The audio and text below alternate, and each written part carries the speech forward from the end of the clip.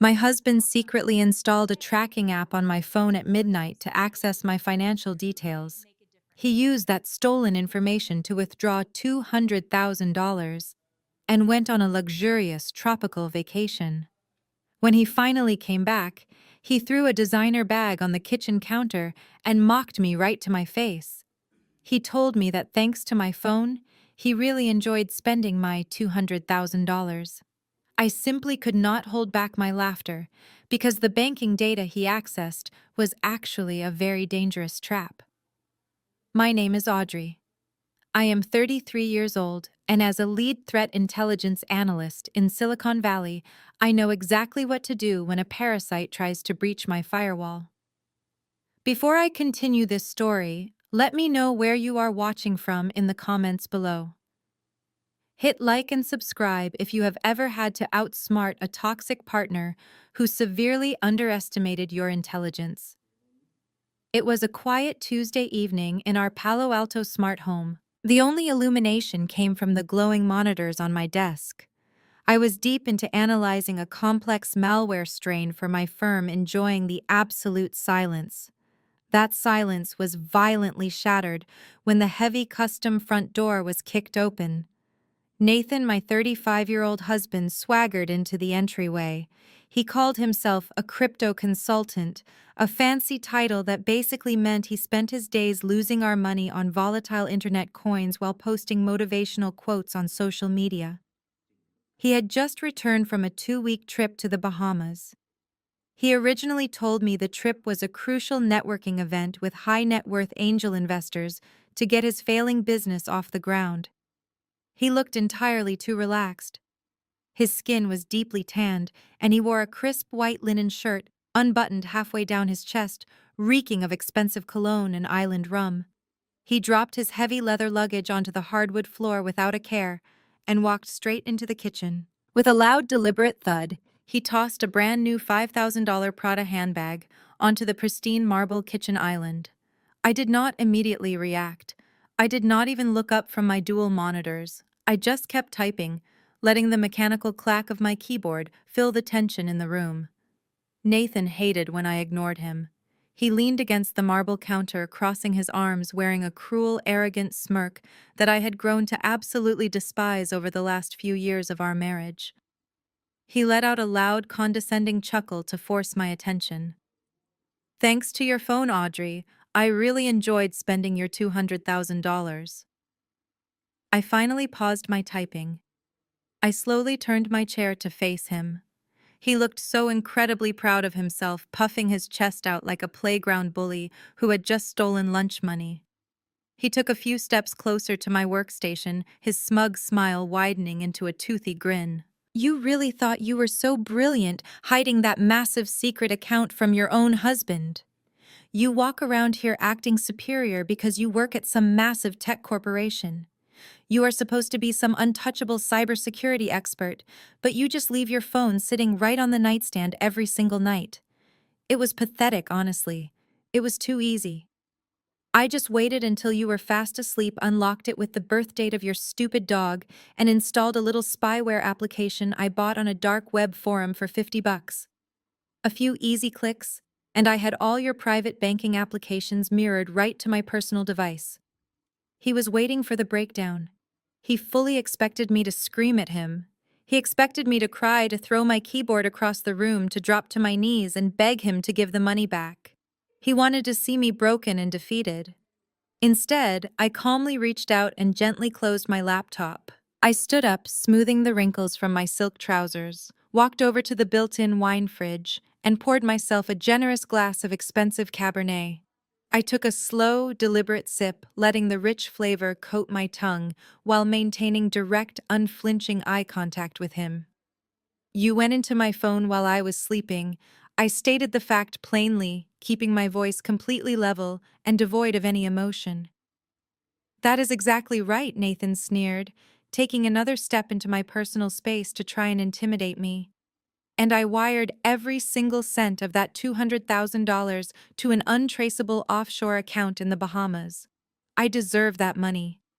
I have been putting up with your cold, robotic, workaholic attitude for years while my own career suffered." Consider it my mandatory severance package. Now I suggest you sign the divorce papers my lawyer is going to send over tomorrow morning. I am taking this house, and you can pack up your little computers and get out onto the street. I took another sip of my wine, letting a genuine smile touch the corners of my mouth. You really think you just transferred my savings, do you not? He scoffed, rolling his eyes as if I were being entirely unreasonable. I know I did. I watched the transaction clear with my own two eyes. The money is gone, Audrey. It is sitting in an account that you will never ever be able to touch. You thought you were the smartest person in the room, but you got played by your own husband. Accept your defeat gracefully for once in your miserable life. I swirled the dark red liquid in my glass, feeling a deep sense of satisfaction wash over me. He had no idea what he had just done. He had absolutely no clue that the financial data he had stolen was a fabricated mirror, a highly classified sandbox environment designed specifically to trap greedy, arrogant criminals exactly like him. Before I could even begin to explain the magnitude of his catastrophic mistake, the heavy front door swung open once again. The timing was almost too perfect. Heavy footsteps echoed through the entryway, and a chorus of loud, demanding voices immediately filled my normally peaceful home. Before Nathan could utter another boastful word, his mother Beverly marched into the living room. She was dragging a massive designer suitcase behind her, the wheels scraping aggressively against my polished hardwood floors. Right behind her came his younger sister Brittany, carrying two overloaded weekend bags, and her husband DeAndre. DeAndre, a tall, well-dressed African-American man who carried himself with an unearned sense of superiority, was the IT director for Beverly's family import-export business. He held a stack of heavy moving boxes, a smug grin plastered across his face as he surveyed my home. Beverly dropped her suitcase right in the middle of my expensive imported rug. She looked around the spacious living room, her eyes filled with absolute greed. She turned to me, her expression instantly hardening into the familiar scowl she had reserved for me since the day I married her son. "I see you are still here, Audrey," Beverly said, her tone dripping with intense disdain. "I assumed you would have started packing your ridiculous computer cables by now. Nathan told us the wonderful news. He finally secured his financial independence from your controlling grip. We are moving in tonight." I slowly lowered my wine glass, resting it on the edge of my desk. "You are moving in," I repeated, making sure my voice betrayed zero panic or surprise. "Into my house." Brittany dropped her bags directly onto my pristine white sofa, completely ignoring the fact that the canvas bottoms were dirty. "Oh, stop being so overly dramatic," Brittany chimed in, loudly chewing a piece of gum while admiring her freshly manicured nails. "It is not your house anymore." Nathan hit the absolute jackpot with his recent crypto investments. He told us he made enough cash to completely buy out your half of the property in cash. He is the man of the house now, and he wants his real family to live with him in this gorgeous Palo Alto estate. You can finally go live in a tiny, depressing studio apartment downtown where a boring nerd like you actually belongs. DeAndre set his heavy cardboard boxes down near the kitchen island and immediately walked over to my smart home control panel mounted on the hallway wall. He fancied himself a certified tech genius, simply because he managed a few outdated email servers for Beverly, completely ignoring the fact that I held a senior threat intelligence role at a top-tier Silicon Valley cybersecurity firm. "You know," DeAndre said, adjusting his expensive designer glasses and tapping his finger against my glass control screen. "I always told Nathan your home security setups were a complete joke. I mean, paying a measly $50 for a basic dark web application to completely bypass your entire financial firewall. That is total amateur hour. Do not worry, though, as the new man in charge of the network around here. I will make sure the home system is actually secure. I'm going to wipe your user profile entirely and swap out all the administrative credentials right now so you cannot try anything funny on your way out the door." Nathan walked over to his mother and wrapped an arm proudly around her shoulder, playing the part of the triumphant, successful son perfectly. I told you, Mom, I took care of absolutely everything. 200 grand in pure untaxed profit, sitting safely in an offshore account. This entire house is ours now. Audrey just needs to sign the divorce papers my lawyer drafted and hand over her front door keys tonight. I watched this pathetic, toxic family celebrate a massive victory they had not actually won. They had gleefully packed up their lives, dragged their luggage entirely across town, and barged right into my personal sanctuary, all based on the absolute delusion that Nathan had successfully outsmarted me. They were completely oblivious to the invisible digital guillotine hanging right above their arrogant heads. This house is finally going to have some actual taste, Beverly declared, waving her hand dismissively at my minimalist decor. I never liked the way you decorated this place anyway. Do not even think about taking any of the furniture with you, Audrey. Nathan paid for all of this with his brilliant new fortune. I took another slow, deliberate sip of my red wine. You really told them you made a legitimate profit on crypto, Nathan, I asked, raising a single eyebrow in mock curiosity. You did not mention to your dear mother that you cowardly sneaked into my phone like a common thief in the middle of the night, Beverly gasped in highly exaggerated offense. How dare you accuse my own son of being a common thief, you ungrateful woman? He is a brilliant financial investor. Pack your bags and get out immediately. I did not move a single muscle to pack any of my bags. I leaned back in my office chair, watching them parade around my home as if they had just conquered a small country. DeAndre, growing impatient with my complete lack of compliance, let out a loud, theatrical sigh. He stepped away from his cardboard boxes and marched straight back to the glossy digital control panel mounted on the hallway wall. This central hub controlled absolutely everything in the Palo Alto property, from the biometric door locks and the advanced climate control to the integrated security cameras and the reinforced window shutters. Listen to your mother-in-law, Audrey DeAndre said, cracking his knuckles like he was about to perform digital open-heart surgery. It is over. You can sit there and act tough all you want, but the reality is that Nathan completely outplayed you. He beat you at your own game. I have to admit, as an IT professional myself, it is honestly embarrassing to watch. You walk around bragging about your fancy lead analyst title at that massive tech firm, looking down on my work at the family company. Yet your supposedly impenetrable personal firewall was completely bypassed by a $50 dark web app that any teenager could download. He tapped the screen, bringing up the master user directory. I watched the reflection of the blue interface across his designer glasses. He swiped past my name, navigating to the core settings. I am going to do you a massive favor and revoke your administrative access right now. DeAndre continued, his voice dripping with arrogance. That way you cannot throw a bitter tantrum and try to lock us out on your way out. Consider this a free masterclass in actual network security from a real IT director. I am assigning master control to myself and Nathan. You are officially downgraded to a guest user. Brittany giggled from the sofa, pulling out her phone to record my supposed eviction for her social media followers.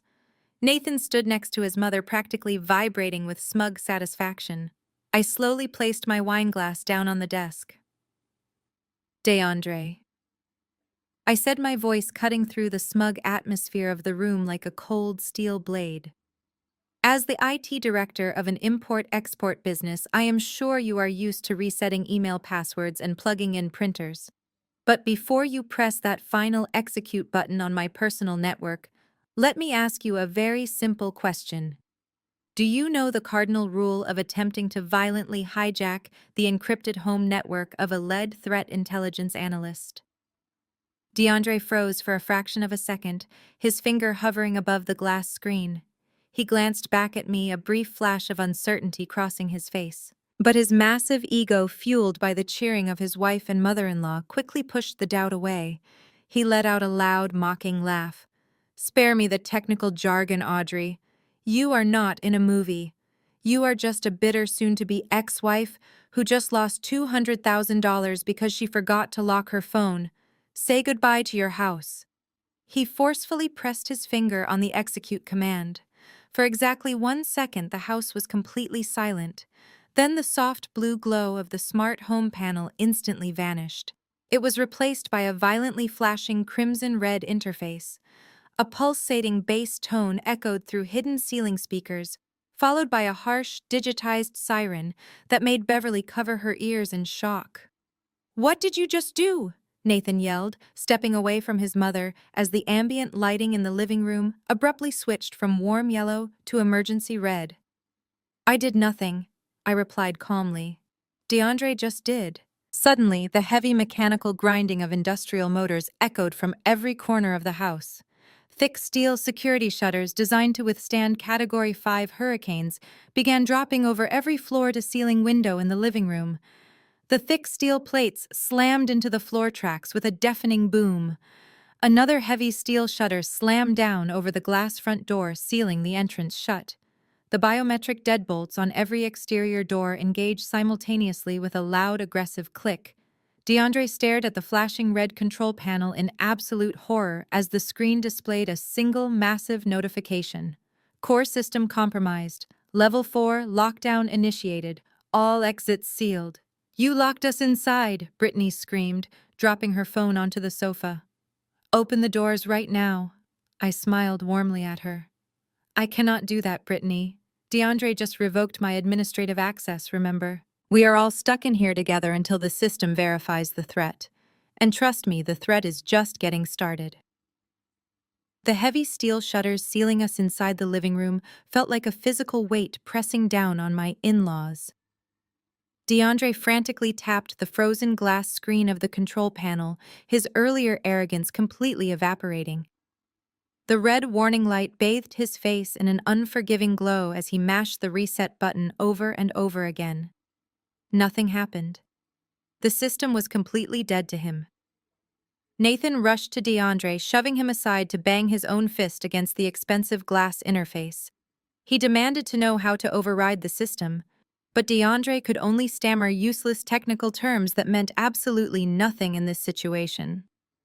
Beverly clutched her designer purse tightly to her chest, her eyes darting around the red-lit room like a trapped animal. She opened her mouth to scream another insult at me, but before a single word could escape her lips, a sharp, synchronized buzzing sound erupted from their pockets and bags. It was not a normal ringtone. It was the harsh, vibrating alarm of an emergency push notification.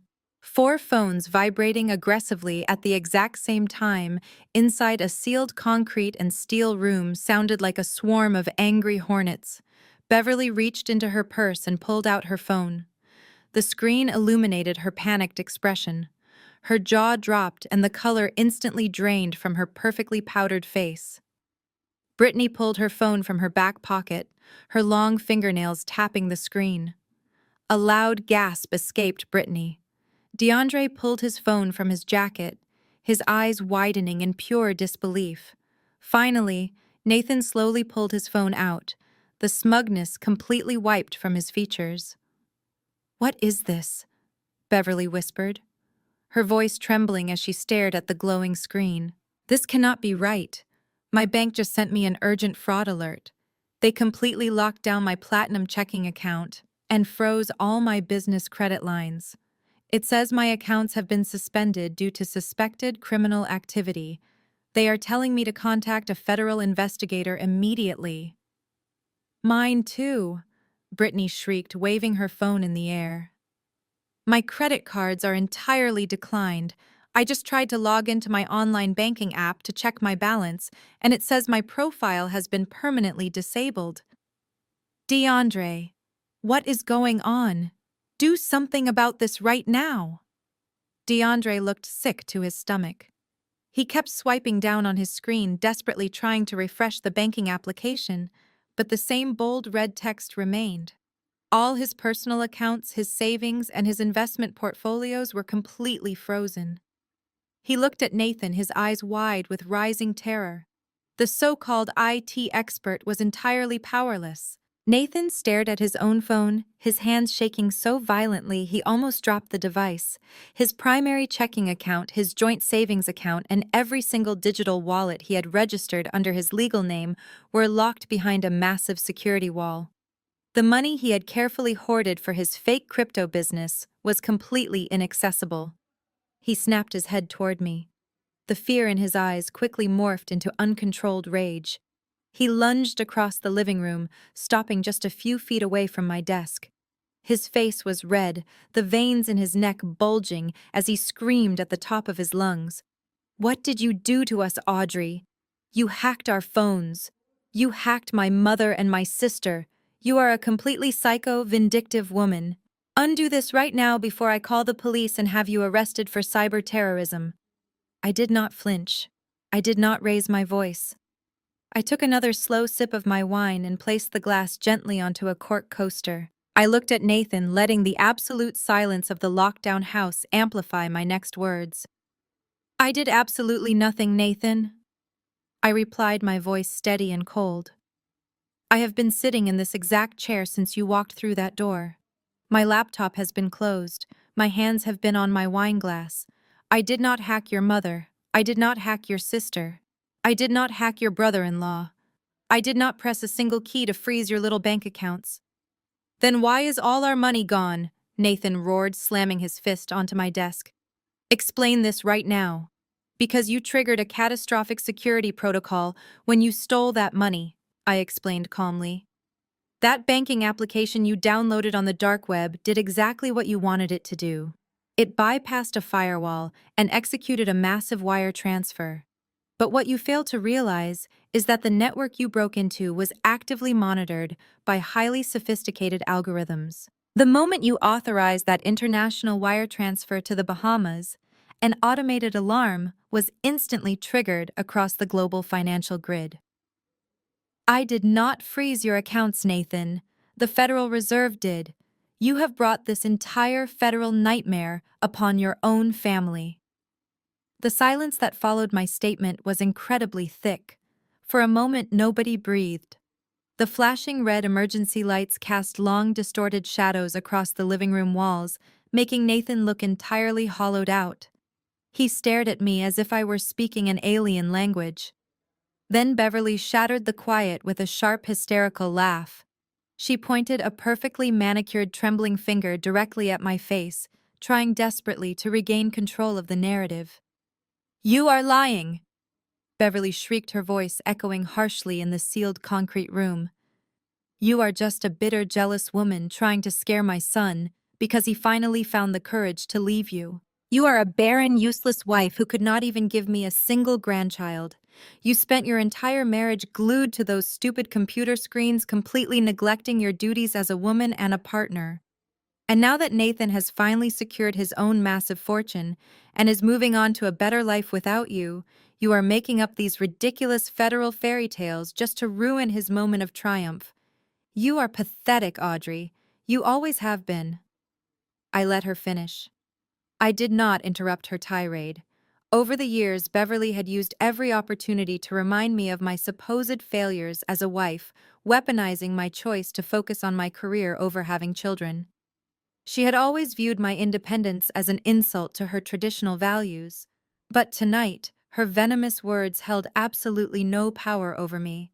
They just sounded like the desperate screeching of a cornered animal realizing the trap had sprung.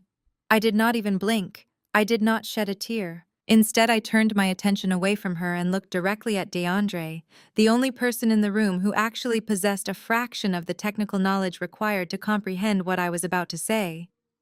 "DeAndre," I said, my voice cutting cleanly through Beverly's ongoing rant, "let me explain a fundamental concept of modern cybersecurity to you. It is called sandboxing. Are you familiar with it?" DeAndre swallowed hard. The sweat was visibly beading on his forehead beneath the flashing red lights. He nodded slowly, his eyes darting nervously between me and his mother-in-law. "Sandboxing is a security mechanism," DeAndre muttered, his voice barely above a whisper, completely stripped of his previous arrogance. "It is used to separate running programs. You use it to execute untested or untrusted code without risking harm to the host machine or the core operating system." "Very good," I replied, offering him a hollow, mocking smile. Now let us apply that concept to my personal mobile device. Do you really believe that a lead threat intelligence analyst at one of the top tech firms in Silicon Valley would carry around her actual unprotected financial data on a standard smartphone operating system? Nathan thought I was just careless. He thought he waited until I was asleep, unlocked my phone, and gained access to my life savings. He was completely wrong. Nathan stepped forward, his fists clenched tightly at his sides. I saw the numbers, Audrey. I saw the banking app interface. I typed in the routing number and the account number myself. I watched the transfer complete. You saw exactly what I wanted you to see, Nathan. I shot back, my tone turning dangerously sharp. The environment you accessed was a fully partitioned sandbox. It was completely isolated from my actual personal data. The banking application you clicked on was not a real commercial banking app. It was a highly sophisticated piece of software designed specifically to look, feel, and act exactly like a major financial institution. In my industry, we call it a honeypot. Brittany stopped crying for a second, looking utterly confused as she clutched her frozen cell phone. "What is a honeypot?" she asked, wiping expensive mascara from her cheeks. "A honeypot is a digital trap," I explained, making sure to enunciate every single word clearly so the reality of their situation would fully sink into their thick skulls. It is a decoy system set up to attract cybercriminals. We fill it with fake vulnerabilities and simulated data to lure greedy hackers in. When a parasite takes the bait and tries to breach the system or steal the data, the honeypot instantly locks them inside its architecture. It tracks their IP address, monitors their keystrokes, identifies their network location, and silently alerts the authorities. You did not hack me, Nathan. You walked blindly into a federal cage, locked the door behind yourself, and handed the key directly to the government. Nathan shook his head violently, backing away from my desk, refusing to accept his crushing defeat. "No, no, you are bluffing. This is all just a massive bluff to get me to give the money back." The transfer went through successfully. The money hit my offshore account in the Bahamas. I verified the deposit this morning before I flew back to California. The money is mine, Audrey. Nathan threw his head back and let out a loud, forced laugh that sounded more like a bark. He paced back and forth in front of my desk, shaking his head. "You are incredibly desperate, Audrey. Do you really expect me to believe this ridiculous sci-fi movie plot? I did not get trapped in anything. I logged into your phone. I saw the Chase Bank logo. I saw your checking account routing numbers. I initiated the wire and I received the confirmation email from my own bank in the Bahamas. You can throw around all the fancy tech words you want, but the reality is that your money is sitting in my account right now. You are just trying to scare me into dropping the divorce and giving it back. Well, it is not going to work." I did not waste my breath arguing with a fool. I simply turned back to my laptop and quickly typed a 12-digit override command into my terminal. I hit the enter key. The massive 85-inch OLED television mounted on the living room wall suddenly flickered to life. It bypassed the normal streaming menus and instantly mirrored my laptop display. The screen went pitch black, followed by rows of bright green text scrolling down at lightning speed. "Look at the screen, Nathan," I commanded, my voice projecting clearly across the room. "I am going to show you exactly what you stole." Beverly and Brittany stopped their panicked whispering and stared at the television. Nathan crossed his arms, maintaining his defiant posture, but his eyes were fixed on the glowing green text. I typed another command and the scrolling stopped. A highly detailed transaction log appeared, magnified for everyone in the room to see. "This is the digital footprint of the transfer you initiated," I explained, pointing at the television. "The system you breached was designed to perfectly mimic a high-net-worth retail banking interface. It uses real-time data generation to look authentic. But if you look closely at the source node, you will see that the account you drained did not belong to me. It never belonged to me.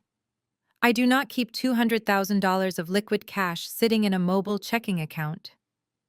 I highlighted a specific block of code on the screen. That money belonged to a highly classified anonymous client that my firm represents. They deliberately placed those funds into our isolated network environment as bait. We were using it to track a sophisticated international syndicate that targets vulnerabilities in mobile banking apps. We were waiting for a professional threat actor to take the bait so we could trace their network infrastructure. Instead, my greedy unemployed husband stumbled into the trap. That is a complete lie, Nathan shouted, pointing at the screen. You just typed that up right now to confuse me. It is just a bunch of random numbers and green letters. It does not prove a single thing. You are bluffing. I turned my chair away from Nathan and looked directly at his brother-in-law. DeAndre, I said, challenging him. You are the so-called IT professional in this family. Come read the raw server logs. Come tell Nathan if I just typed this up to confuse him. DeAndre hesitated. He looked at Beverly, who nodded sharply, urging him to go put me in my place. He slowly walked closer to the television screen, adjusting his designer glasses. He squinted at the lines of green code, his lips moving silently as he read the system architecture, the routing protocols, and the origin IP addresses. For the first 10 seconds, DeAndre maintained his arrogant posture, but as his eyes tracked further down the screen, his shoulders began to drop. The artificial confidence he carried so proudly completely vanished. The color drained from his face, leaving an ashen, terrified expression in its place. He took a step backward, his breathing suddenly becoming shallow and erratic. Well, Beverly snapped, crossing her arms impatiently. Tell her she is lying, DeAndre. Tell her it is just nonsense. DeAndre did not answer his mother-in-law. He did not even look at her. He kept his eyes glued to the television screen, staring at the exact routing path Nathan had used to steal the bait money. He raised a trembling hand and pointed at a specific line of code. Nathan, DeAndre whispered, his voice cracking with pure panic. She is not lying. These are genuine encrypted server logs. The origin account does not match any commercial retail bank routing structure. It is a closed-loop system. You did not steal her savings. DeAndre slowly turned around to face Nathan with wide eyes. You do not understand what you have truly done to all of us today. What do you mean I do not understand? Nathan demanded, stepping toward DeAndre with a highly defensive posture. I used a proxy. The guy on the dark web forum gave me a very detailed tutorial. I hid my digital tracks perfectly. DeAndre let out a sound that was halfway between a laugh and a desperate sob. He took off his expensive designer glasses and rubbed his face, looking as if he was about to physically collapse. You did not hide anything, Nathan, DeAndre said, his voice trembling violently in the dim red light of the locked-down dark living room. You used a basic commercially available virtual private network tunnel, DeAndre continued. But you did not bounce the signal through an external server farm in Eastern Europe like a real professional would. You routed it through a local network before jumping overseas. Nathan looked completely confused. So what? I did not want to use our home network because Audrey monitors it. I needed a secure encrypted connection that bypassed her advanced smart router. So I used the remote login for the family business. It is a corporate server. It has business-grade security that you installed for us yourself, DeAndre. Beverly let out a sharp, terrifying gasp. The color entirely drained from her perfectly powdered face. You used my company network to execute this transfer? She asked, her voice dropping to a terrified whisper. Yes, Nathan answered, sounding incredibly defensive now. DeAndre is always bragging about how secure he made the corporate network. I logged into the company portal using my executive credentials, accessed the encrypted server, and then ran the dark web application from there. It was the smartest move I could have possibly made. It completely bypassed Audrey and her annoying home security firewall without any major issues. DeAndre grabbed Nathan by the collar of his expensive linen shirt. His previous arrogant demeanor was entirely replaced by raw, unadulterated panic. You complete idiot! DeAndre screamed violently, shaking his brother-in-law. The corporate server does not make you invisible, it just changes the return address. When you stole that money, the federal honeypot traced the digital footprint straight back to the absolute point of origin. It did not trace it to this house. It traced it directly to the primary server of Beverly and her 30-year-old import-export business sitting right downtown in the busy city. Nathan aggressively pushed DeAndre away, frantically smoothing his wrinkled shirt. "So what if it did?" Nathan yelled back. "It is a completely legitimate business. Nobody is going to investigate a 30-year-old logistics company over a simple wire transfer." I leaned forward in my chair, resting my elbows on the mahogany desk. "That is where you are catastrophically wrong, Nathan," I said, making sure my cold voice carried clearly over their pathetic bickering. "You see, the global financial system does not care about the long history of your mother and her business. It operates on strict security protocols today. When an isolated, highly classified government bait account detects a forced extraction, it immediately blacklists the destination Internet Protocol address. But it also permanently blacklists the proxy server used to facilitate the crime." Beverly stumbled backward, her legs hitting the edge of the expensive sofa. She collapsed onto the white cushions next to Brittany, her hands shaking uncontrollably. "What does that mean?" Audrey Beverly asked, her voice entirely stripped of all its previous venom and arrogance. "Tell me exactly what that means for my company and my life right now." I looked directly at my very terrified mother-in-law. I felt a profound sense of ultimate satisfaction. I had endured her relentless criticism for years. I had listened to her call my career a complete waste of time. Now my career was the exact thing tearing her entire legacy to the ground. "It means your company is totally finished today, Beverly," I stated clearly. "When Nathan routed stolen funds through your primary business server, the federal algorithms instantly classified your network as a hostile node. Within seconds of the transfer, an automated alert was broadcasted globally. Your company has just been officially flagged as an active money laundering front." Brittany let out a loud wail, burying her face in her hands. Beverly just stared at me, her mouth opening and closing without a single sound coming out. "That is exactly why your corporate accounts are frozen," I continued, showing absolutely no mercy to any of them. "The banks initiated a total financial quarantine. Every single line of credit, every payroll account, and every vendor payment portal connected to your business tax identification number has been completely locked down. Nathan did not just steal federal bait money, he effectively ordered a digital drone strike on your entire family empire today." The absolute silence that followed my statement was deafening. The unified front they had so proudly displayed just 10 minutes ago shattered into a million irreparable pieces. The flashing red emergency lights of the smart home lockdown illuminated the sheer terror spreading across their faces. Beverly slowly stood up from the white sofa. Her hands were no longer shaking with fear. They were trembling with pure, unadulterated rage. She took 2 purposeful steps toward Nathan. He opened his mouth to offer some kind of pathetic excuse, but he never got the chance. Beverly raised her hand and delivered a violent, echoing slap directly across his face. The sharp crack of her palm hitting his cheek rang through the locked-down living room like a gunshot. Nathan stumbled backward, clutching his face in shock. "Mom," he whined, looking like a scolded child rather than a 35-year-old man. "I did not know. The guy on the dark web told me it was completely secure." "You stupid, arrogant little boy!" Beverly screamed, her carefully maintained upper-class facade completely disintegrating. "I built that logistics company from the ground up over 3 decades. I survived economic downturns, I survived your father leaving us, and I survived every competitor who tried to put me out of business. And you destroyed it all in 5 minutes because you were too greedy to hire a real divorce lawyer.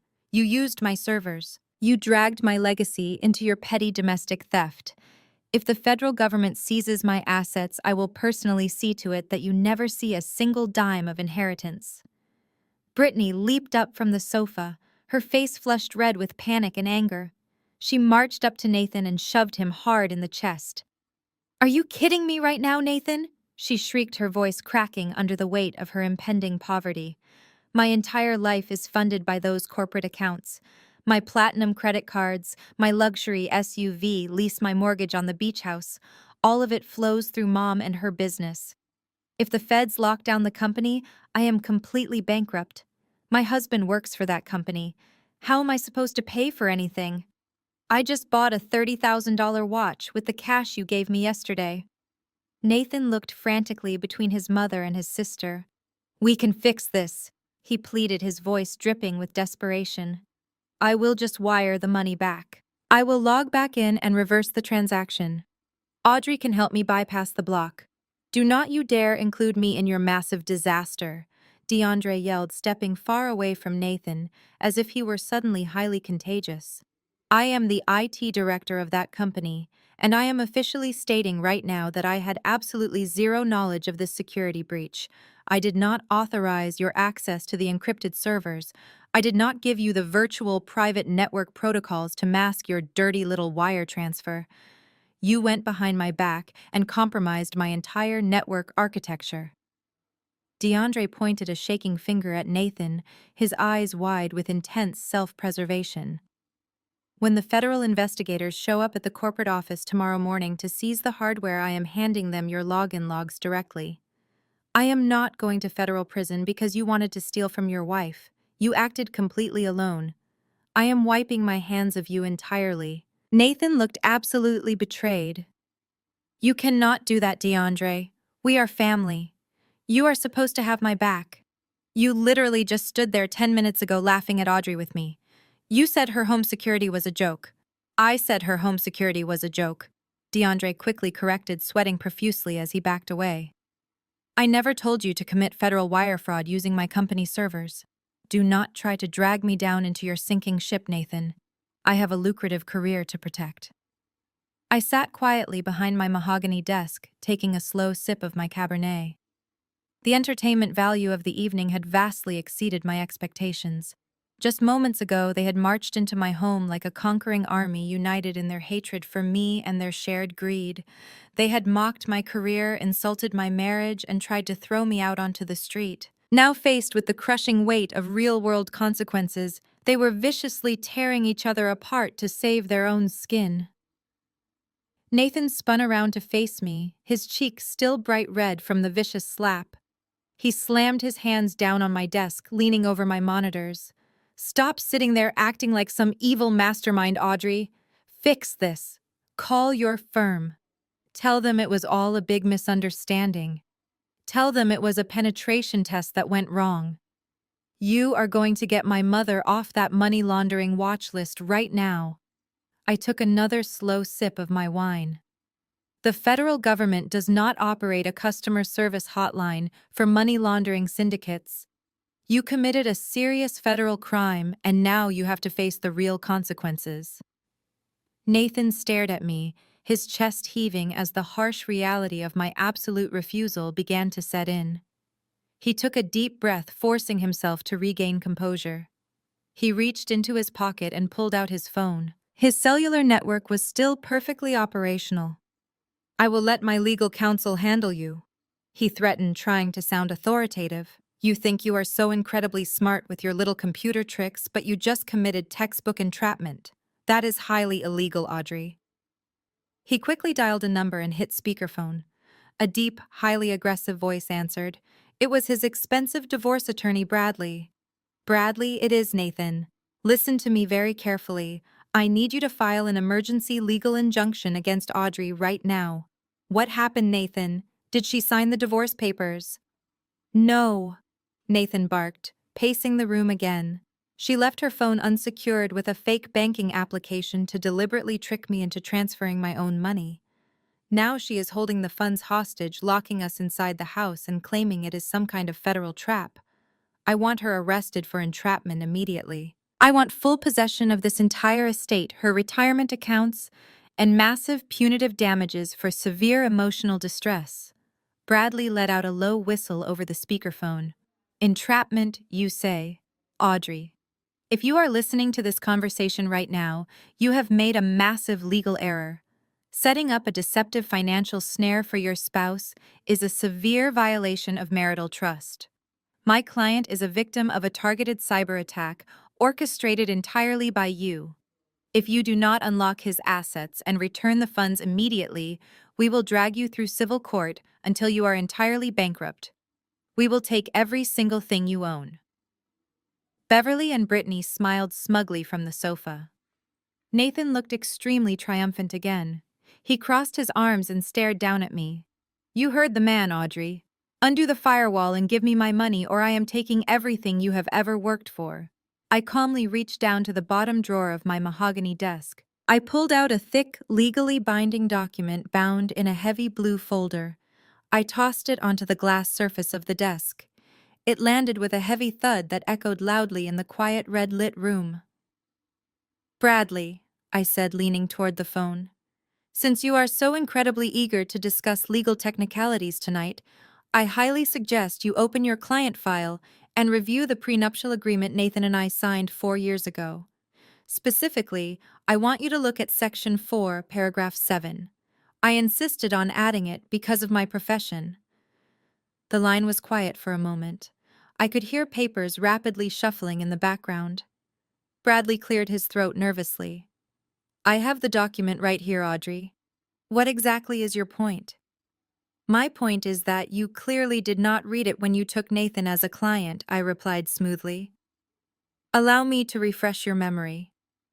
I opened my copy of the document and traced my finger down the page. The clause states, and I quote, any unauthorized digital security breach, electronic surveillance, or financial manipulation committed by one spouse against the other instantly nullifies the offending party from any and all claims to marital assets.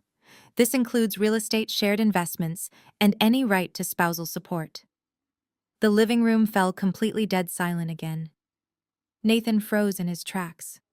What does that mean? He whispered, looking at the blue folder. It means, I said, looking directly into his terrified eyes, that by installing spyware on my phone and executing an unauthorized financial transfer, you just triggered the penalty clause. You completely breached our contract.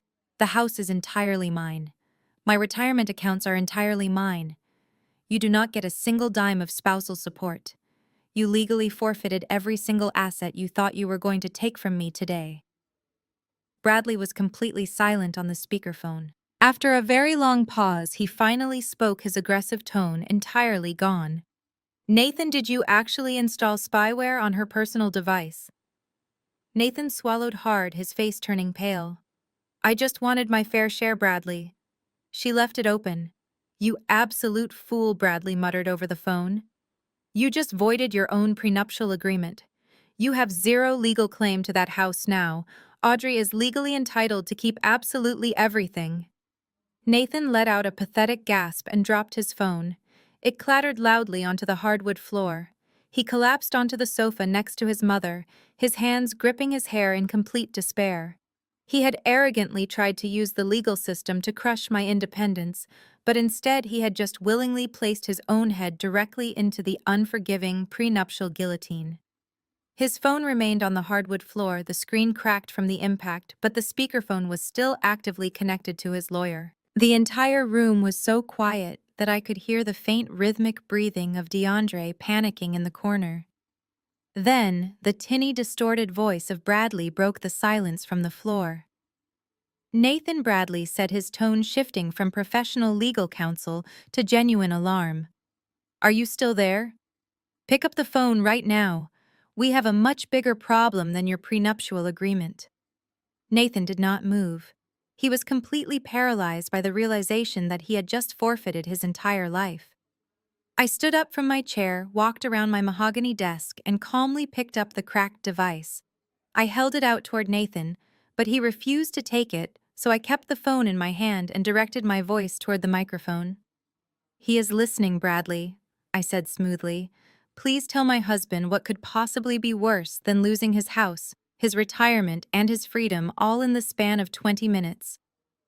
Bradley let out a heavy, stressed sigh over the speaker. Nathan, when you called me from the Bahamas yesterday, you sent me the routing numbers for the offshore account where you deposited the funds. You asked me to verify that the account was legally insulated from any civil claims Audrey might file during the divorce. I just ran a preliminary background trace on that destination account, using my international banking contacts to ensure the corporate shield was solid. Nathan slowly lifted his head from his hands. He looked at the phone, a glimmer of desperate hope flashing in his drained eyes. He thought his lawyer was going to tell him the money was at least safe. Is it secure? Nathan croaked, his voice cracking pitifully. Tell me the money is safe, Bradley. The account is completely empty, Nathan Bradley stated bluntly. The tiny spark of hope in Nathan was instantly extinguished. What do you mean it is empty? Nathan demanded, suddenly jumping up from the sofa and snatching the phone from my hand. I watched the transfer clear. The money was sitting right there this morning. I checked the balance from the hotel lobby before I went to the airport. I do not care what you saw this morning, Bradley fired back. The account you wired those funds into does not belong to your anonymous shell corporation. It was not registered under your name, your business entity, or any holding company associated with you. The destination account in the Bahamas was registered to a woman named Serena. When that name echoed through the speakerphone, Nathan physically stumbled backward, as if he had just been violently punched in the stomach. He hit the edge of the coffee table and almost lost his balance. Beverly and Brittany exchanged highly confused looks, clearly having no idea who Serena was, but I knew exactly who she was. "Oh, Nathan," I said, allowing a genuine joyful laugh to escape my lips. "You really did not think I knew about your 22-year-old fitness influencer girlfriend, did you?" Beverly gasped loudly, turning to stare at her son. "You took a mistress to the Bahamas!" She shrieked, her voice reaching an ear-piercing pitch. "You told us you were meeting with angel investors for your crypto startup." The angel investor was a bikini model, I clarified for my horrified mother-in-law. I have been tracking his text messages and location data for 6 months. I knew exactly who he was with on that tropical island. But please, Bradley, continue. I want to hear the rest of the tragic story. Bradley cleared his throat again, sounding completely exhausted by the sheer stupidity of his client. According to the international wire logs, Serena transferred the entire $200,000 out of the Bahamian account exactly 30 minutes after your deposit cleared.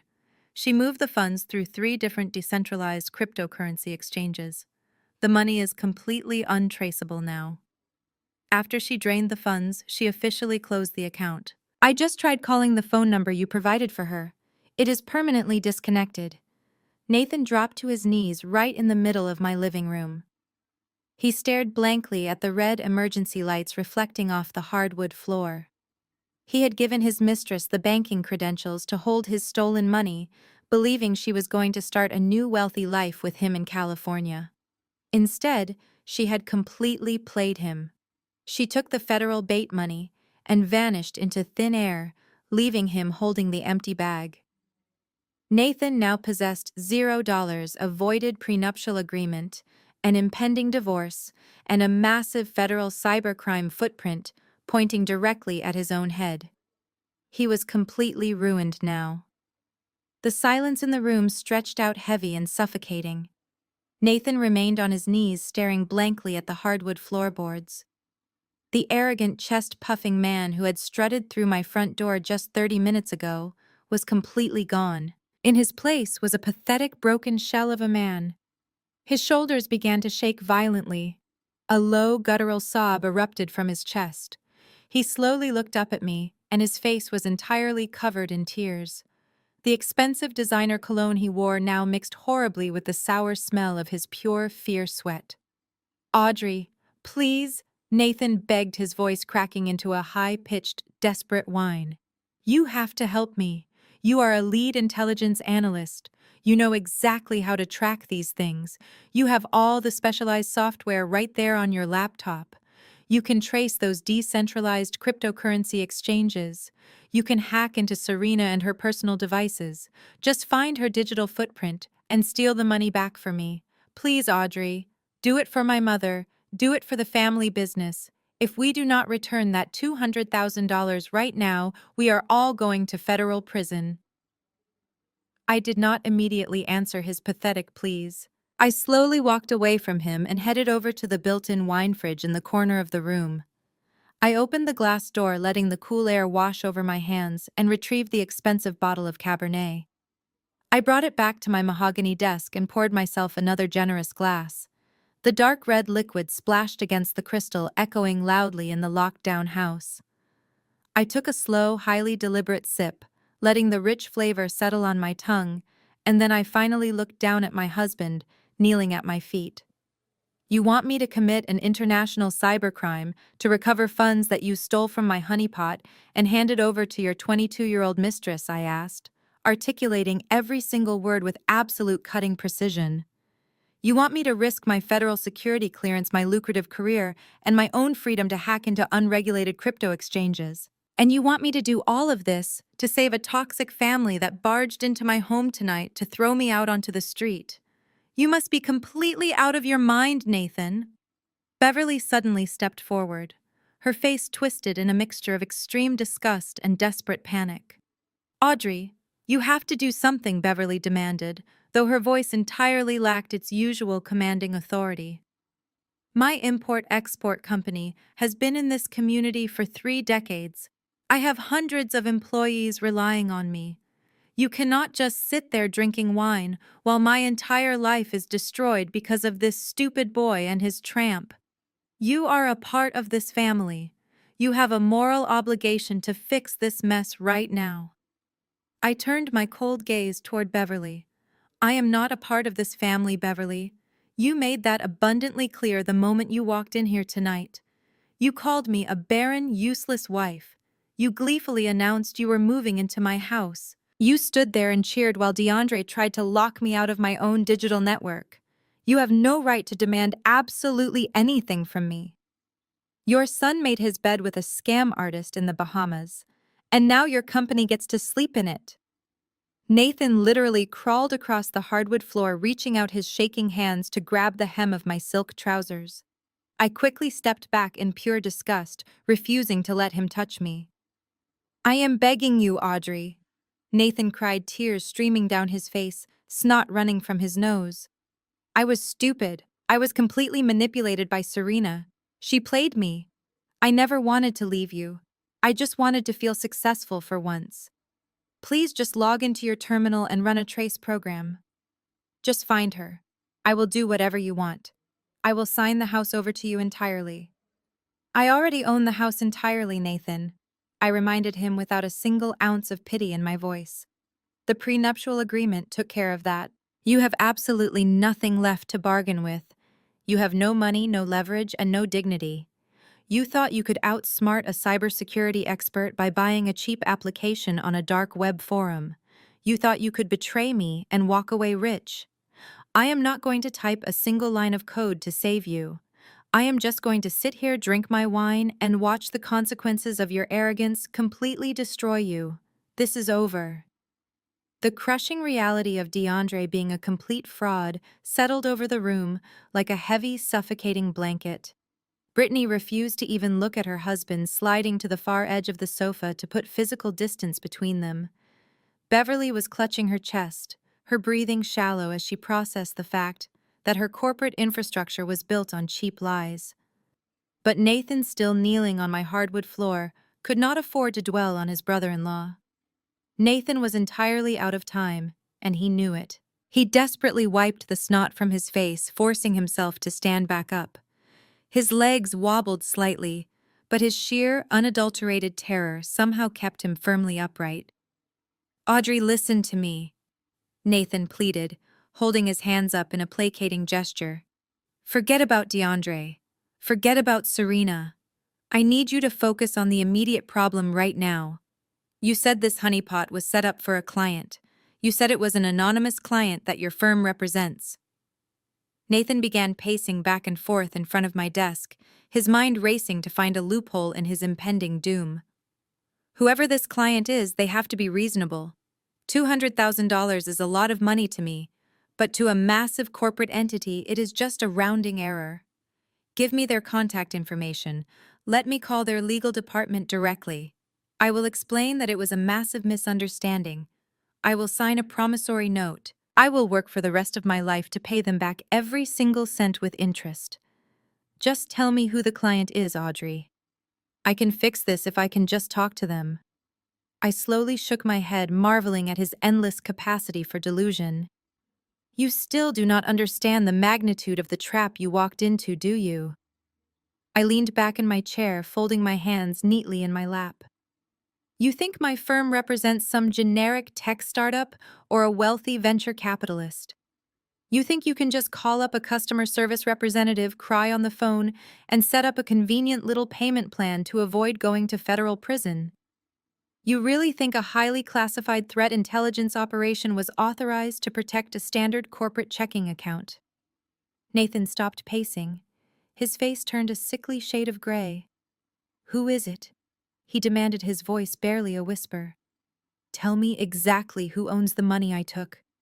I slowly turned my office chair, slightly facing the entire ruined family. I reached into the breast pocket of my silk blouse and pulled out a small, flat leather wallet. I tossed it onto the glass surface of the coffee table right next to DeAndre and his useless laptop. The leather wallet flipped open upon impact, revealing a heavy, gleaming silver badge and a very specific set of credentials. Beverly squinted at the badge from the sofa, her eyes widening in absolute horror as she read the engraved letters. My firm does not just work for corporate clients, Nathan, I stated, my voice echoing with finality.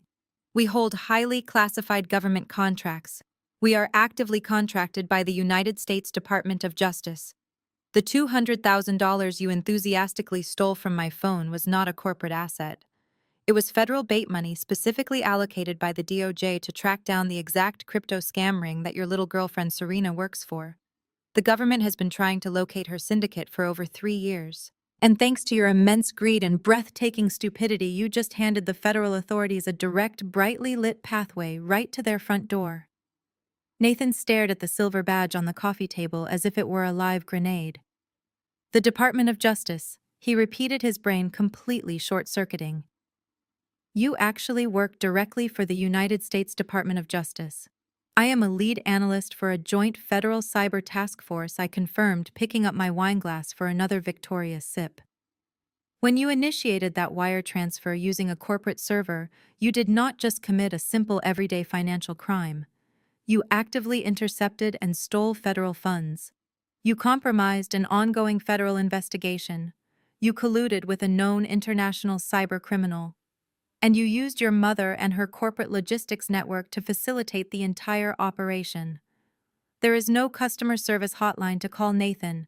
There is no payment plan. There is no legal loophole or clever excuse that Bradley can use to save you. You are officially an enemy of the federal government now. They do not negotiate with amateur thieves, and they certainly do not show mercy to accomplices who attempt to destroy federal evidence. The crushing weight of those words seemed to suck all the remaining oxygen out of the room. Nathan remained frozen on the floor, his mouth hanging slightly open as his brain tried and failed to process the sheer magnitude of his mistake. He had spent the last 2 weeks tanning on a beach in the Bahamas, convinced he was a brilliant criminal mastermind who had outsmarted his boring corporate wife. Now he was staring down the barrel of the United States Department of Justice, entirely stripped of his wealth, his marriage, and his freedom. Beverly let out a strange, strangled wheeze from the sofa. Her perfectly manicured hands clawed at the fabric of her expensive designer blouse. "What do you mean, accomplices?" she gasped, struggling to draw a full breath. "I did not steal anything. I did not know what he was doing. I just let my son use the company server because he said he was working on his investment portfolio. You cannot possibly believe I am a part of a criminal syndicate." I set my wineglass down on the mahogany desk and leaned forward, resting my elbows on the smooth surface.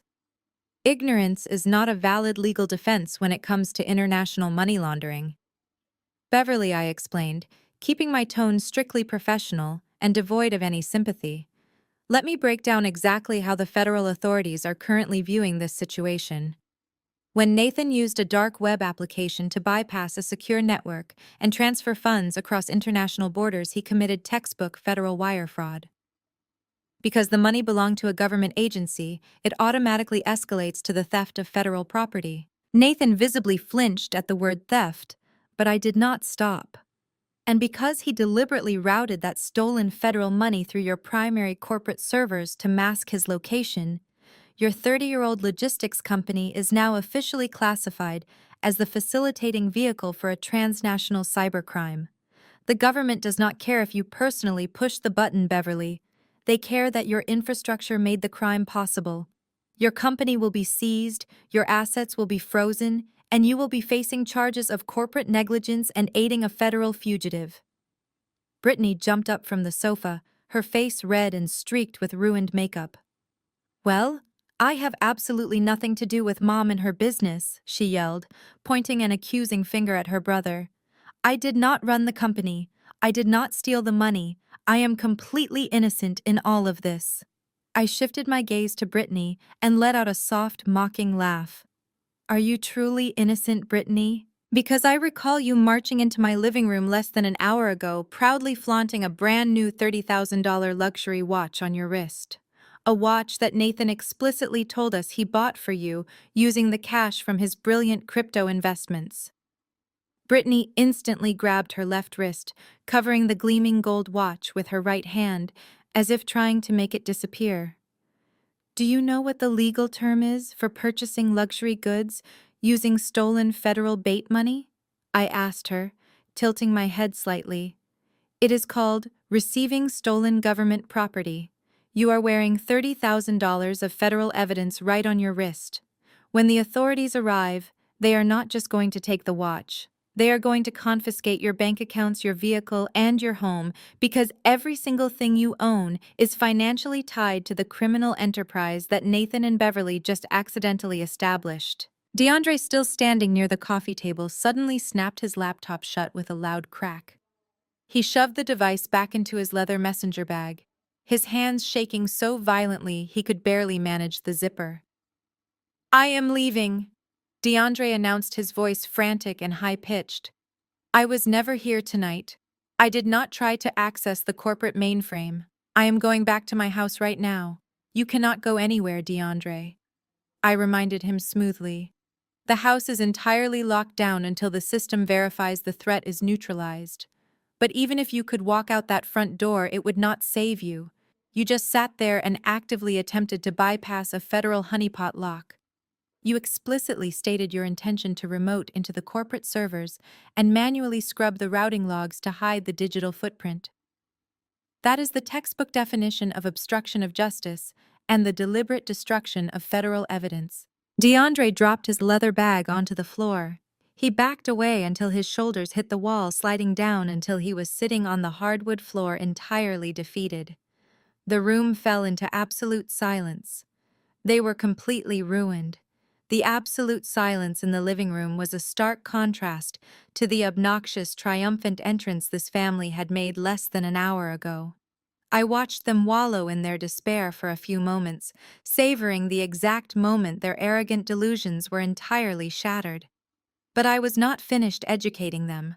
I wanted them to understand the precise legal nightmare they had enthusiastically walked into. I placed my wine glass down and stood up, walking around my mahogany desk to stand directly in the center of the room.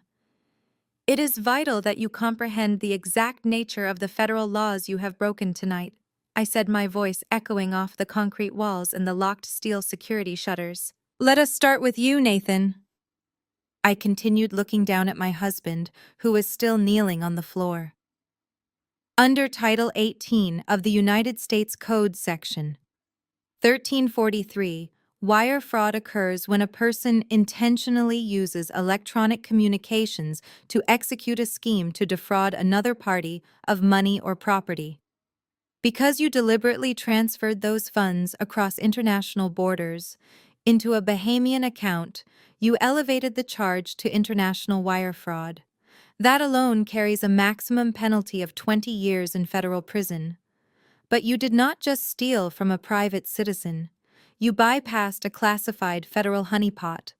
In the eyes of the Department of Justice, intercepting government funds during an active cyber operation constitutes a form of cyber espionage. Nathan buried his face in his hands, letting out a pathetic wail. He finally understood that his life as a free man was effectively over. I then turned my attention to my mother-in-law. Beverly was clutching her chest, her breathing shallow and ragged. She stared back at me with wide eyes, completely unable to process the horrific reality. "And then, there is your precious 30-year-old import-export company, Beverly," I said smoothly. "You allowed an unauthorized user to access your primary corporate infrastructure. Your servers were the direct vehicle used to commit this international cybercrime. Therefore, under federal money laundering statutes, your business is no longer viewed as a legitimate logistics company. The government now classifies your corporation as a front for a federal crime syndicate." Beverly shook her head weakly. "I am a respected business owner," she croaked. "They cannot just label me a criminal syndicate because of one rogue transfer. They absolutely can, and they already have," I fired back immediately. "Federal prosecutors utilize the Racketeer Influenced and Corrupt Organizations Act to dismantle organizations exactly like yours. By providing the network infrastructure, you are legally considered an active accomplice. The authorities will freeze every single asset tied to your name. They will seize your warehouses, your delivery trucks, your corporate bank accounts, and your personal real estate. Everything you built over the last 3 decades will be auctioned off by the federal government to pay for restitution and massive fines. Your entire legacy is going to be erased and entirely dismantled by the federal justice system."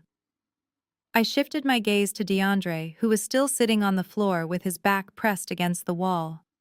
"And as the Director of Information Technology, DeAndre, your situation is uniquely terrible," I explained coldly. "You explicitly failed to secure the network, allowing an amateur like Nathan to access the mainframe. But worse than your sheer incompetence was your reaction tonight. You openly declared your intention to access the corporate servers and manually delete the routing logs. You wanted to scrub the digital footprint to hide the evidence from federal investigators.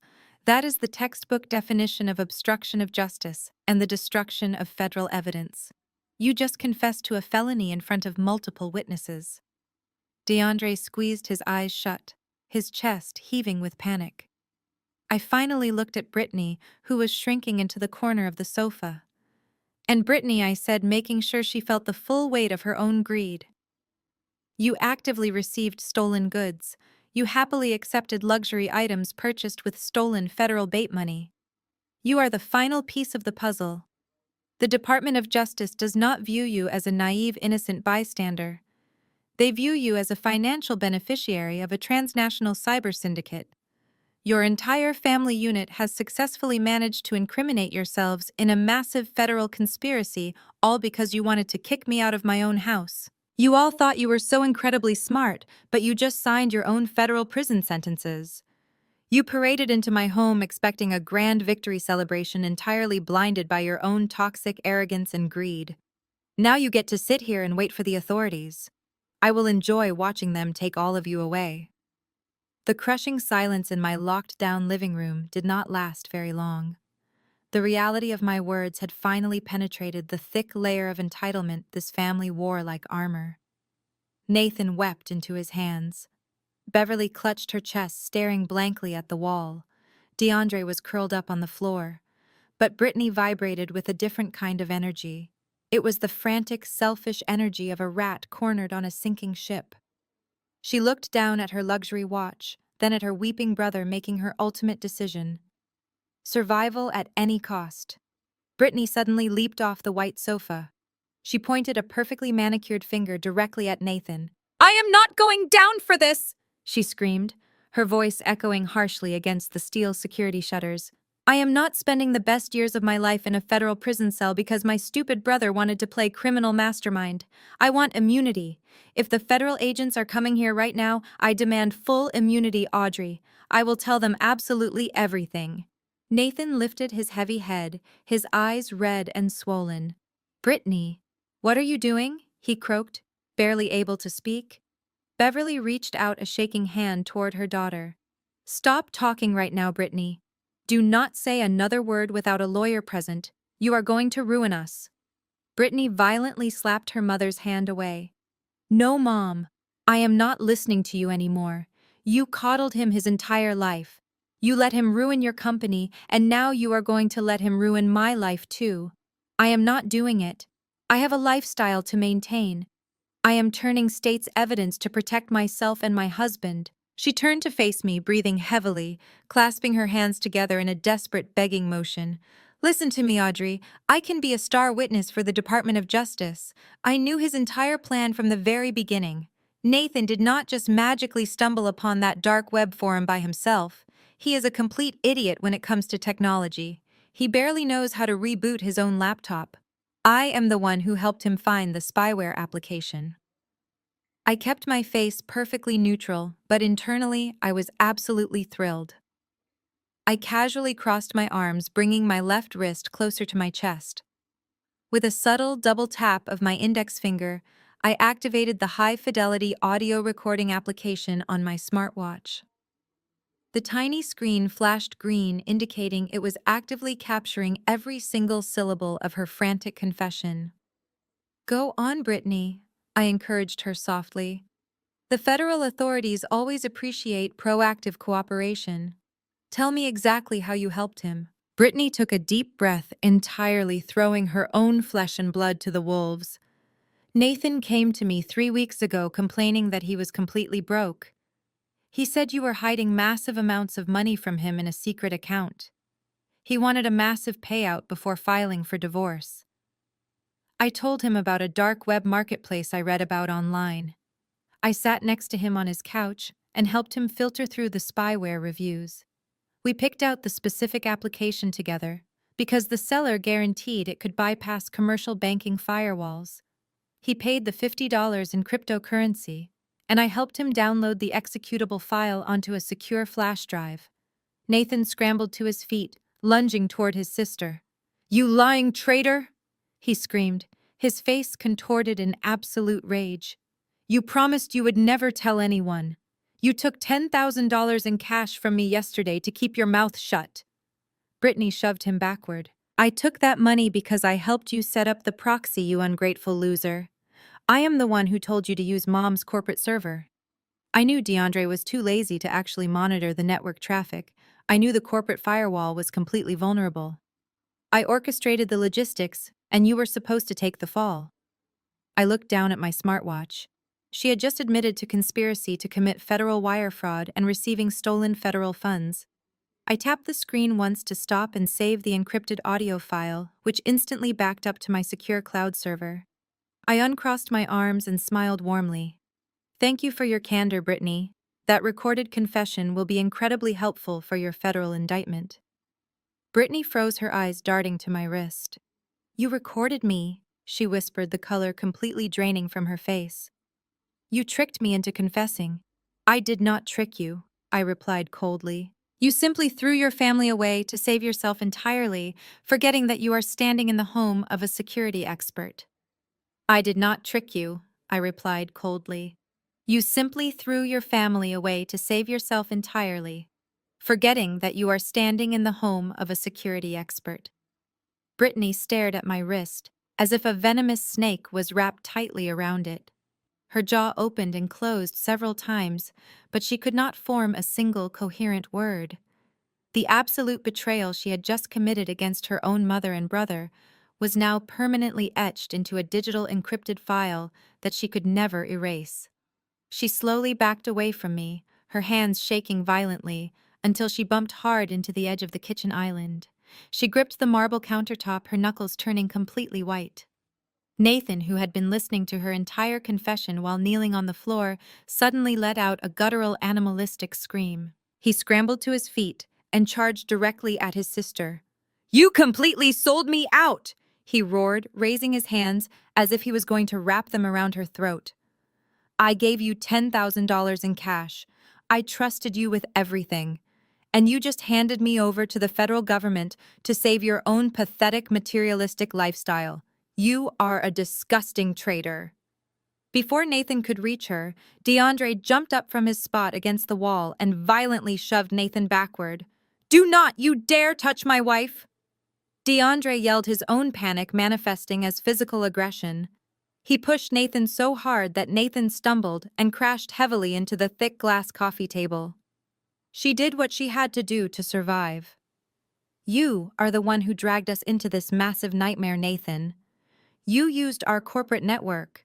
You ruined my lucrative career. You destroyed everything we built because you were too stupid to recognize a trap. Beverly let out a high-pitched shriek from the sofa, desperately trying to maintain some semblance of control.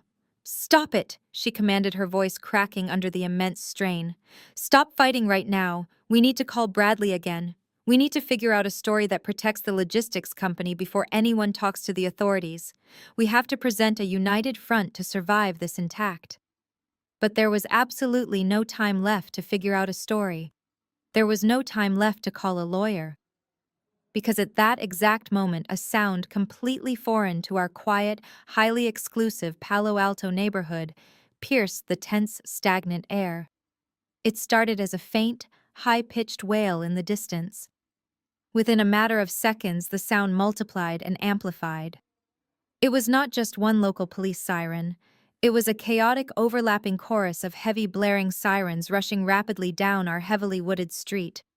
The sheer volume of the approaching vehicles was deafening. The heavy tires screeched loudly against the asphalt as multiple large vehicles aggressively jumped the curb and tore across my perfectly manicured front lawn. The heavy diesel engines rumbled so deeply that they shook the actual concrete foundation of the house. The automated smart home system, sensing the massive law enforcement presence outside, automatically disabled the internal red emergency lights. The living room was plunged into complete darkness for a fraction of a second. Then, a blinding, chaotic mixture of intense red and blue lights flooded the space. The brilliant strobes bled intensely through the narrow ventilation slats of the heavy steel security shutters, casting frantic, dancing shadows across the terrified faces of my in-laws. Nathan froze, his arms still raised aggressively toward his brother-in-law.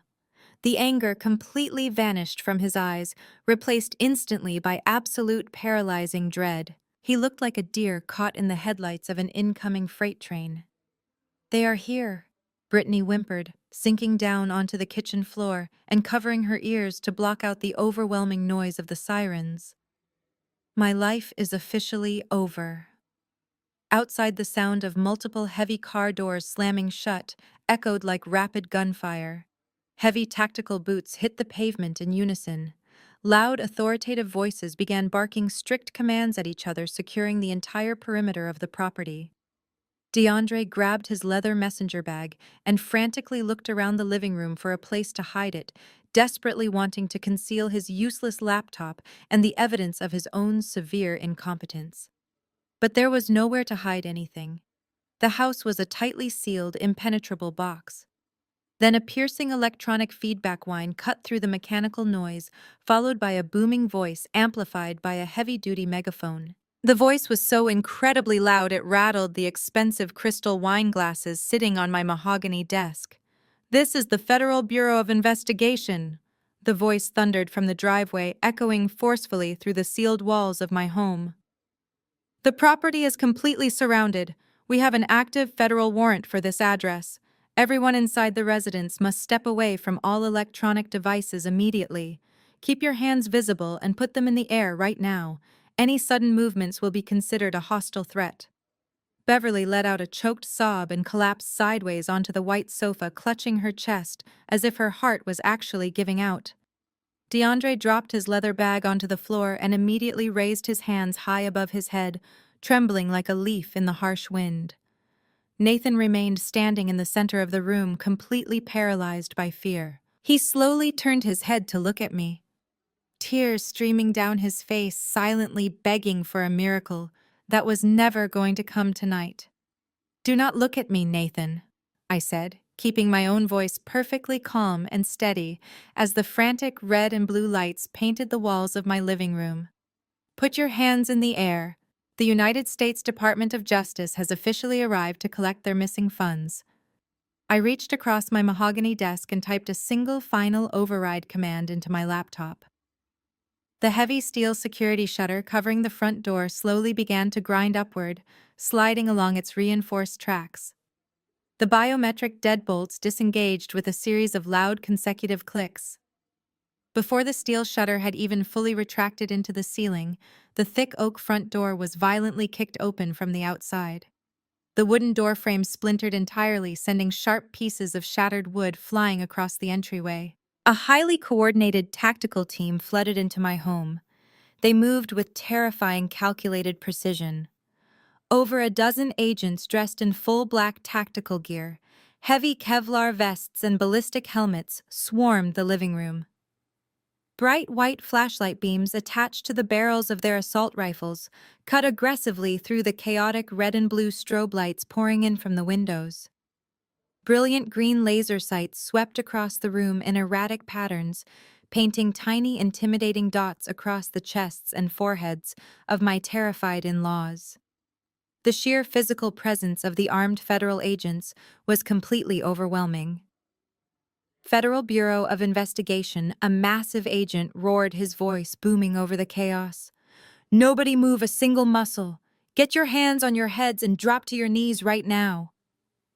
DeAndre did not hesitate for a single second. He threw himself flat onto his stomach against the hardwood floor, interlacing his fingers tightly behind his head and squeezing his eyes completely shut. He began sobbing loudly, repeatedly, shouting that he was unarmed, that he was just an IT guy, and that he had absolutely nothing to do with the corporate servers. Brittany shrieked in pure terror, dropping to her knees so fast she bruised them violently against the floorboards. She kept her hands raised so high, her shoulders practically touched her ears, completely terrified that the heavily armed agents might somehow mistake her $30,000 gold watch for a concealed weapon. Nathan remained standing in the exact center of the living room, entirely frozen by a level of fear he had never experienced in his sheltered, privileged life. Two bright green laser sights settled directly onto the center of his chest. An agent screamed at him to get down on the ground, but Nathan could not process the command. His brain had completely shut off. His entire body trembled violently, and then illuminated perfectly in the harsh, glaring lights of the tactical flashlights. A dark, spreading stain rapidly appeared on the front of his expensive linen trousers. The stain traveled quickly down his leg, dripping steadily onto the polished hardwood floor. Nathan, the arrogant crypto consultant who thought he could effortlessly outsmart the federal government, had just wet his pants in pure, unadulterated terror. An agent grabbed him forcefully by the shoulder, threw him to the floor, and roughly slammed a pair of heavy steel handcuffs onto his wrists. Nathan offered zero resistance, his face pressed firmly into his own puddle of shame. Seeing her golden child violently thrown to the floor and handcuffed, Beverly realized there was no talking her way out of this situation. Her corporate legacy, her immense wealth, and her freedom were entirely gone. Facing the immediate threat of federal handcuffs, she resorted to the absolute last manipulative tactic she had left. She let out a highly exaggerated theatrical gasp. She grabbed the left side of her chest with both hands, her eyes rolling dramatically back into her head. "My heart." Beverly wailed loudly, ensuring every federal agent in the room could hear her pathetic performance. "I cannot breathe. You are killing me. I am having a massive heart attack." She dramatically collapsed sideways onto the white sofa, letting her arms go completely limp, hoping the severe medical emergency would force the authorities to treat her like a fragile victim rather than a federal criminal. I remained standing completely still behind my mahogany desk. Two agents immediately pivoted toward me, their weapons raised and flashlights blinding my vision. "Keep your hands where I can see them," one of the agents barked aggressively. I did not panic. I slowly raised my left hand, keeping my palm completely open and non-threatening. With my right hand, I pointed down at the glass coffee table where my leather wallet rested, clearly displaying my silver badge and federal credentials. "Lead Analyst Audrey." I stated clearly, my voice unwavering despite the extreme chaos surrounding me. "Task Force Designation, Alpha 7. I am the primary operative who initiated the honeypot protocol tonight." The tactical agent stepped forward, shining his bright flashlight directly onto my credentials. He quickly verified the silver badge, the holographic seal, and my identification number. He instantly lowered his weapon and tapped his radio earpiece. Hold on her, the agent commanded the rest of the tactical team. She is the inside operative. The premises are completely secure. The tactical agent lowered his radio and nodded respectfully in my direction. He signaled the rest of his heavily armed team to completely ignore me and focus entirely on the 4 suspects currently cowering in my living room. With the immediate threat level neutralized, the heavy tactical team parted to allow 2 emergency medical technicians to enter the house. They carried heavy orange medical bags and rushed directly toward the white sofa where Beverly was still executing her theatrical performance. She kept her eyes squeezed tightly shut, gasping loudly and clutching the left side of her chest as if her life was slipping away. Can you hear me?" one of the paramedics asked. He dropped to his knees beside the sofa and quickly pressed 2 fingers against the side of her neck to check her pulse. Beverly let out another weak, highly exaggerated groan, fluttering her eyelashes dramatically. "I am dying," Beverly rasped, forcing her voice to sound incredibly frail and weak. "My heart is completely failing. You need to transport me to the luxury private hospital downtown immediately. Tell these officers to back away from me. The stress is killing me." The second paramedic quickly wrapped a blood pressure cuff around her arm and attached a small monitor to her index finger.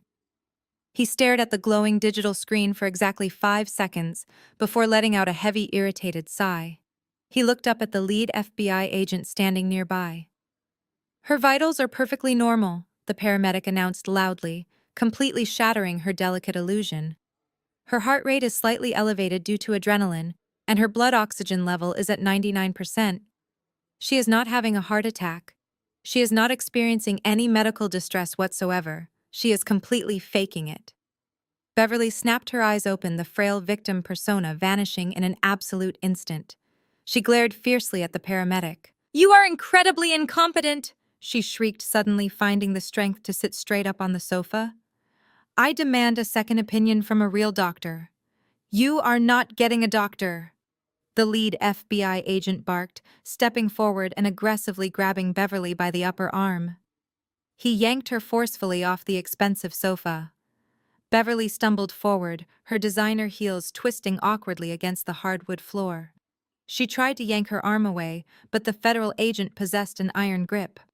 He swiftly spun her around, forcing her arms behind her back, and slammed a heavy pair of cold steel handcuffs tightly around her wrists. "Beverly, you are officially under arrest," the agent stated, his voice devoid of any sympathy. "You are being charged with conspiracy to commit money laundering, harboring federal assets, and facilitating a transnational cybercrime syndicate through your corporate network." Across the room, 2 other heavily armed agents reached down and hauled Nathan up from the floor. His expensive linen trousers were completely soaked, clinging humiliatingly to his legs. The puddle he had left on my hardwood floor reflected the frantic red and blue lights flashing from outside. He could barely stand on his own 2 feet. The agents had to physically support his weight as they began dragging him toward the ruined front door. "Mom." Nathan screamed, his voice cracking into a high-pitched, desperate shriek. "Mom, please do something. Call Bradley. Call the lawyers. Do not let them take me away. I do not want to go to prison." Beverly could not do a single thing. She could not even wipe the sweat from her own face, let alone save her golden child. She simply watched in sheer horror as her son was dragged out of the house, sobbing uncontrollably like a terrified toddler, entirely stripped of his arrogant pride. DeAndre watched his brother-in-law get dragged away and completely lost his mind. He scrambled on his knees toward the lead FBI agent, keeping his hands raised high in the air. "Please, sir," DeAndre begged, tears streaming rapidly down his face. "I am completely innocent. I am just the IT director for her company. I did not know he was going to steal federal funds. I have my laptop right here. I have all the administrative logs. I can prove that I did not grant him access to the encrypted servers. Just let me log in and show you the routing history." DeAndre desperately reached for his leather messenger bag sitting on the floor. Before his fingers could even brush the leather strap, a tactical agent kicked the bag forcefully out of his reach. Do not touch that bag, the agent commanded sharply, pointing the barrel of his rifle directly at DeAndre. Another agent quickly scooped up the leather bag, pulling out the expensive laptop and sealing it inside a thick evidence bag. This laptop is now officially classified as federal evidence. If you truly are the IT director, you are going to have a very long conversation with our cyber division regarding your incredibly negligent security protocols. Stand up and put your hands behind your back. You are under arrest. DeAndre wailed in absolute despair as the handcuffs clicked tightly around his wrists. His lucrative career, his fake six-figure lifestyle, and his freedom were entirely gone, packed neatly into a plastic federal evidence bag. DeAndre wailed in absolute despair as the handcuffs clicked tightly around his wrists. His lucrative career, his fake six-figure lifestyle, and his freedom were entirely gone, packed neatly into a plastic federal evidence bag. Brittany remained completely frozen on the hardwood floor, her knees pulled tightly against her chest. She had watched her mother fake a heart attack and get arrested. She had watched her brother humiliate himself and get dragged out the door. Now she watched her husband sobbing on his knees as federal agents secured the cold steel handcuffs around his wrists. She tried to make herself as small as possible, hoping the heavily armed tactical team would simply overlook her. But you cannot hide in the middle of a federal raid. A female FBI agent approached Brittany. The agent was holding a stack of thick plastic evidence bags and a bright tactical flashlight. As the flashlight swept across Brittany, the brilliant beam caught the reflection of the massive solid gold $30,000 Rolex watch wrapped tightly around her left wrist. The heavy gold links sparkled intensely in the harsh light, a stark contrast to the absolute misery radiating from the woman wearing it. "Stand up and put your hands behind your back," the female agent commanded, her voice firm and uncompromising. Brittany slowly stood up, her legs shaking so badly she almost lost her balance. She kept her hands raised in the air, but she instinctively curled her left wrist inward, trying desperately to hide the expensive timepiece from the piercing glare of the flashlight. "I did not do anything," Brittany whimpered, her voice barely a whisper. "I told you I am cooperating. I gave Audrey my full confession. You have it all on tape. I am a cooperating witness. You cannot arrest me." The agent did not lower her flashlight. "Your cooperation will be noted by the prosecutor during your arraignment," the agent replied coldly. "But right now, you are in possession of stolen federal property. Take off the watch." Brittany gasped, her right hand flying over to cover the gold watch. "No, you cannot take this. My brother gave this to me. It was a gift. It is my personal property. You have absolutely no right to steal my jewelry." The agent took a step closer, her hand resting casually on her utility belt. "Ma, I am not going to ask you a second time. That watch was purchased yesterday using funds that were illegally transferred from a classified Department of Justice account. Under federal asset forfeiture laws, it is no longer considered a piece of jewelry. It is a critical piece of physical evidence tied directly to a transnational cybercrime. Take off the watch right now, or I will forcefully remove it from your wrist myself." Brittany looked wildly around the room, hoping someone would step in and defend her. She looked at DeAndre, but he was staring blankly at the floor, completely broken. She looked at her mother, who was being aggressively marched toward the shattered front door. Finally, she looked at me. Her eyes were wide with sheer panic and desperation. "Audrey, please tell them," Brittany begged, hot tears streaming rapidly down her ruined makeup. "Tell them I am innocent. Tell them I need my watch. It is the only valuable thing I have left. If they take the watch and freeze Mom and her company accounts, I will have absolutely no money to pay my mortgage. I will lose my beach house. I will lose my luxury car. Please, Audrey, have some mercy." I stood silently behind my mahogany desk, completely unmoved by her pathetic display. "You should have thought about your mortgage before you helped your brother pick out the spyware, Brittany," I replied calmly. "Give the agent the watch." Realizing she had absolutely zero allies left in the world, Brittany let out a loud, heartbroken sob. Her trembling fingers fumbled with the intricate gold clasp. It took her 3 tries to unhook it. She slowly slid the heavy gold timepiece off her wrist.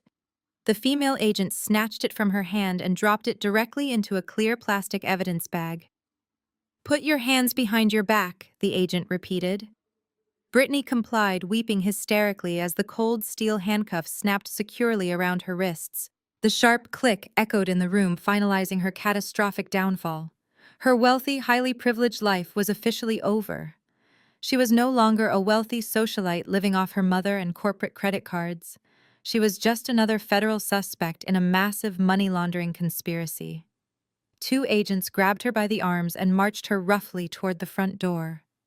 Outside the house, the flashing red and blue lights illuminated a massive armored federal transport van parked directly on my front lawn. The rear doors were wide open. Brittany let out one final piercing scream as the agents lifted her up and shoved her forcefully into the dark, windowless back of the van, locking her inside with her weeping brother and her fraudulent husband. The flashing red and blue lights painted the walls of my living room, but the chaotic energy of the initial breach had settled. While Beverly, Brittany, and DeAndre were loaded into the armored federal transport van parked on my front lawn, Nathan was putting up a pathetic fight. He had entirely dropped his dead weight to the floor just inside the entryway, refusing to walk out the door. 2 tactical agents were kneeling beside him, forcefully pinning his shoulders to the hardwood floor to stop his frantic thrashing. His wet trousers clung to his legs, a humiliating testament to his shattered ego. The lead FBI agent, a broad-shouldered man with sharp gray eyes and a highly authoritative presence, walked back into the living room. He unclipped the tactical radio from his vest and issued a brief command to secure the perimeter and prepare the transport vehicles for departure. Then he turned his attention toward the center of the room. Nathan saw the lead agent and began thrashing again, twisting his neck to scream at the top of his lungs. "You have the wrong person," Nathan yelled, his voice raw. "I am the victim here. You need to arrest my wife. She set this entire thing up. She deliberately left her phone unlocked. She created a fake banking application to trick me. It is called entrapment. She trapped me in this house. She should go to federal prison, not me." The lead agent did not even blink. He looked down at Nathan with an expression of absolute disgust, the kind of look one might give a cockroach. He did not issue a command to the screaming man. He did not read his rights or try to calm him down. Instead, the agent simply lifted his heavy tactical boot and stepped directly over Nathan, ignoring his pathetic babbling. The agent walked straight across the living room and stopped in front of my mahogany desk. He looked at the leather wallet sitting on the glass coffee table, verifying my federal credentials one more time, and then looked up at me. His stern expression instantly softened into a look of profound respect. He reached out a calloused hand. "Lead analyst Audrey." The agent said, his voice deep and entirely professional. "I am Special Agent Miller, the Regional Director for the Cyber Task Force. It is an absolute honor to finally meet you in person. We have been monitoring your honeypot protocol for the past 48 hours, and I have to say, your execution was absolutely flawless." I reached out and firmly shook his hand. "Thank you, Agent Miller," I replied, maintaining my own professional composure. "I assume your team was able to successfully trace the network jump before my brother-in-law attempted to destroy the corporate server logs." Agent Miller let out a short, sharp laugh. "We secured the trace the very second the funds hit that offshore account in the Bahamas. Your brother-in-law could not have scrubbed those logs if we gave him 10 years and a manual. Your decoy application locked him out completely. We already dispatched a secondary tactical team to secure the primary servers at the logistics company downtown. They have the building completely surrounded, and we will be freezing all their corporate assets by midnight tonight." Behind us, Nathan let out a loud, strangled gasp. He was listening to every single word, finally realizing that the federal authorities were not here to help him. They were here working directly with me. "You are working with her," Nathan shrieked, struggling against the 2 tactical agents pinning him down. "You are supposed to protect me from her. She is my wife. She owes me half of everything she makes. She cannot do this to her own family." Agent Miller slowly turned his head to look over his shoulder at Nathan. His expression turned ice cold. "Secure the suspect." Agent Miller commanded the two men holding Nathan. "Gag him if he utters one more word and throw him in the back of the transport van. I am entirely sick of listening to him whine."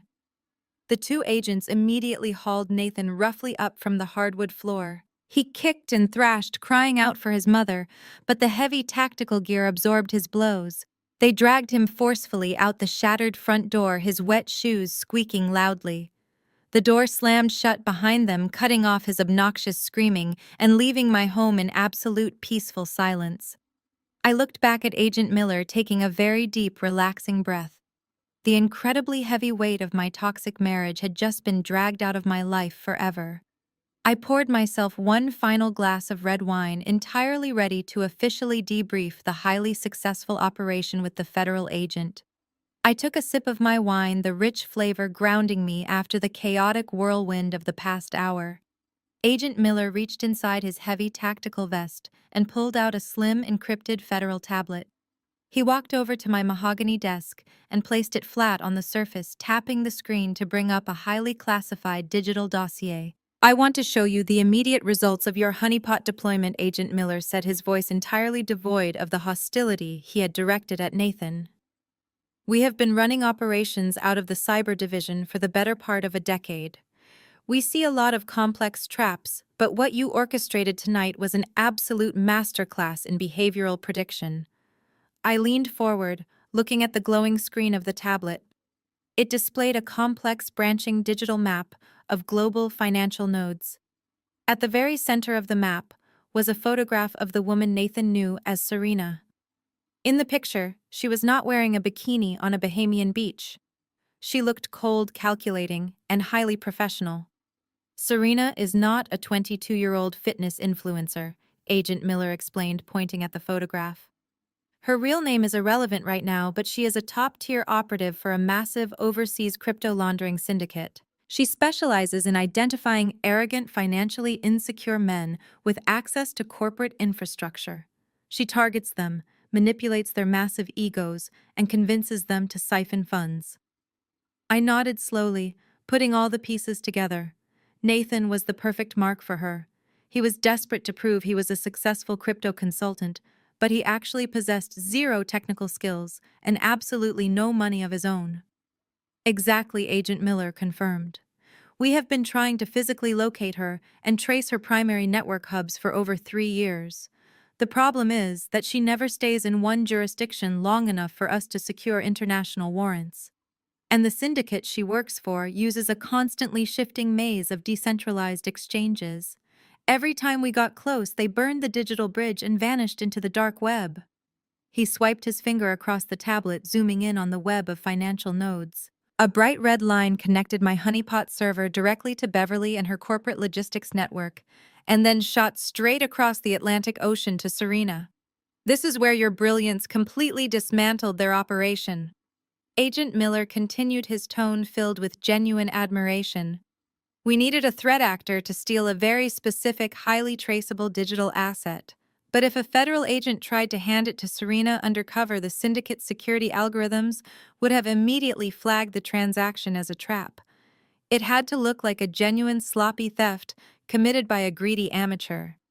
So Nathan served as the ultimate Trojan horse." I stated, a deep sense of professional satisfaction washing over me. "He was the perfect idiot," Agent Miller corrected with a sharp smile. "When he used that dark web application to bypass your decoy firewall, he triggered the payload. But because he decided to route the stolen funds through his mother and her completely legitimate corporate server, the automated defense systems of the syndicate did not flag the incoming transfer as a federal threat. They saw a clean American corporate internet protocol address, handing them $200,000. Agent Miller tapped the red line on the screen, and the entire map suddenly lit up with dozens of blinking green dots. "The moment Serena transferred the bait money out of the Bahamian drop account, our tracking payload attached itself to every single node in her decentralized network," he explained. "We just watched their entire global laundering infrastructure light up on our monitors like a Christmas tree. Thanks to your honeypot trap, we did not just catch Serena. We traced the money straight to the core of the syndicate. Interpol is actively raiding their primary server farms overseas right as we speak. She has already been detained by local authorities in the Bahamas. I looked at the glowing map, realizing the sheer scale of what had just been accomplished. I had originally set the trap to catch a cheating, thieving husband. I ended up crippling a massive international crime ring. The director of the Federal Bureau of Investigation specifically asked me to relay his personal gratitude, Agent Miller said, closing the encrypted tablet and slipping it back into his tactical vest. You went above and beyond the call of duty, Audrey. You maintained absolute composure while dealing with a highly volatile domestic situation, and you delivered a lethal blow to a primary federal target. You are an absolute hero to the cyber division today. I was just doing my job, Agent Miller, I replied humbly, though my heart was swelling with immense pride. Protecting networks from invasive parasites is what I do best. He nodded respectfully, acknowledging the sheer magnitude of the victory. The chaos of my toxic marriage had been entirely replaced by a profound sense of justice. My personal and professional worlds had collided, creating the ultimate inescapable digital trap. I placed my empty crystal wine glass on the mahogany desk next to Agent Miller.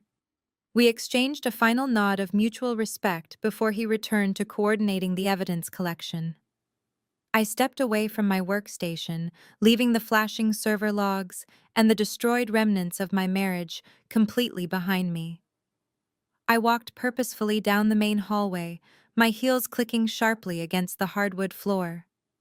I stopped in front of the large guest closet near the shattered entryway. I reached inside and pulled out a sleek hard-shell designer suitcase. I had not packed this bag in a frantic panic while the sirens blared outside. I had packed it neatly and meticulously 4 full days ago.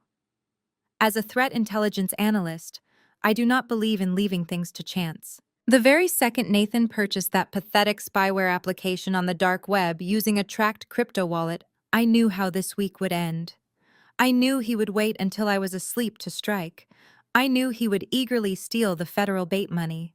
And I knew the heavily armed tactical units would eventually kick my front door off its hinges. So I folded my favorite clothes, packed my essential toiletries, and secured my personal documents long before he returned from his tropical vacation. I extended the metallic handle of the suitcase. The wheels glided smoothly as I navigated around the splintered wood scattered across the entryway. I stepped out into the cool, crisp California night air. The front lawn was a chaotic sea of heavily armed federal agents, flashing emergency lights and high-tech surveillance equipment. But my eyes were immediately drawn to the massive armored transport van parked aggressively on my manicured grass. The heavy steel rear doors were still wide open, illuminated by the harsh white glare of a tactical floodlight. Inside the dark metallic belly of the van sat the completely ruined members of the family I had just legally decimated. DeAndre was slumped against the metal wall, his head hanging in total defeat. Brittany was curled into a tight ball on the rigid metal bench, her face buried in her hands, shivering uncontrollably in the cool night air, without her luxury watch or her arrogant pride. Nathan was seated in the far corner, still sobbing quietly, his wet and ruined linen trousers clinging to his legs. And sitting right at the edge of the bench, glaring out into the bright lights, was Beverly. As I rolled my suitcase down the paved driveway, the sharp clicking of the wheels caught Beverly's attention. She snapped her head toward me.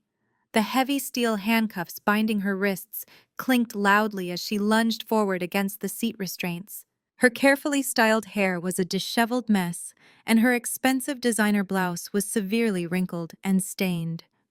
"You evil, vindictive witch," Beverly screamed, her voice completely raw and cracking with unhinged fury. She spat the words out like venom thrashing against her restraints.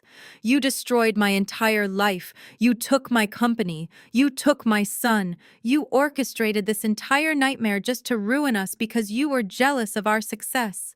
You are going to burn in hell for what you did to this family tonight, Audrey. I swear to you, I will make sure you pay for this." I stopped walking. I stood perfectly still on the edge of my driveway, bathed in the flashing red and blue lights. I looked directly into Beverly's wild, bloodshot eyes. I did not raise my voice. I did not offer a clever retort. I did not waste a single breath trying to explain that her son's immense greed and her own corporate negligence were the actual architects of her spectacular downfall. They were completely beneath my words now. I maintained absolute suffocating silence. I offered her nothing but a cold, empty stare. It was the exact same emotionless gaze one might use when looking at a piece of trash on the sidewalk. My silence hit her far harder than any insult ever could. It entirely stripped away her final desperate attempt to regain control. By refusing to engage, I denied her the fight she so desperately craved. I watched the realization wash over her face. She was screaming into a void. She had absolutely no power, no leverage, and no dignity left. Beverly slowly stopped thrashing. Her venomous screams faded into a pathetic, defeated whimper as she shrank back into the dark corner of the armored transport van. She finally understood that she was nothing to me. I broke eye contact, turned my back on the toxic family, and continued walking smoothly down the driveway. I did not look back as a federal agent slammed the heavy steel doors of the transport van shut, locking them inside their self-inflicted federal nightmare. The days and weeks that followed the raid moved with the swift, unforgiving efficiency of the federal justice system. I finalized my highly contentious divorce from Nathan in record time, because he explicitly violated the prenuptial agreement by committing a digital security breach against my assets. The family court judge granted me sole ownership of the Palo Alto home, my retirement accounts, and every shared investment. Nathan did not even have the financial resources to hire a private attorney.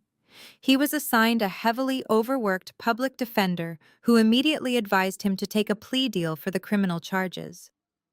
Nathan, however, completely refused to listen to that advice. His massive ego convinced him he could somehow talk his way out of federal wire fraud and cyber espionage. He arrogantly took his case to trial, and it was an absolute massacre.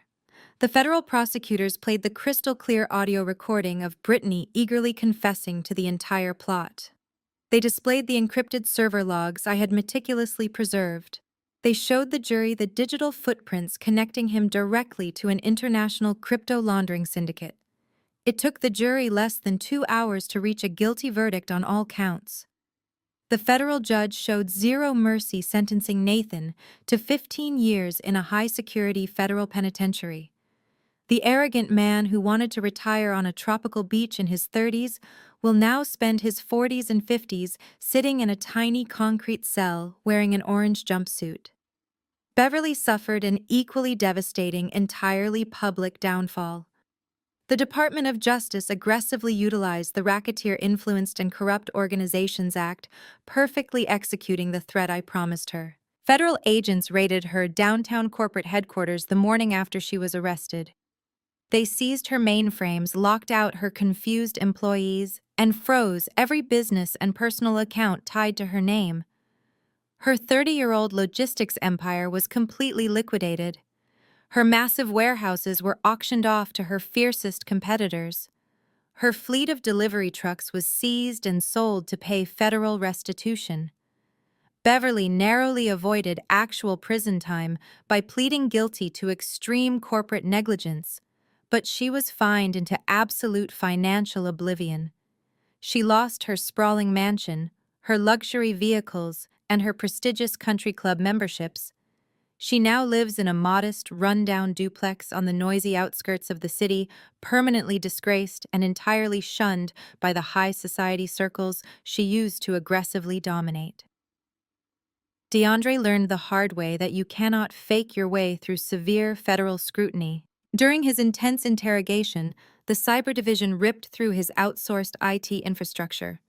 They discovered years of highly fraudulent activity, exposing the fact that he handed root access to unvetted overseas freelancers.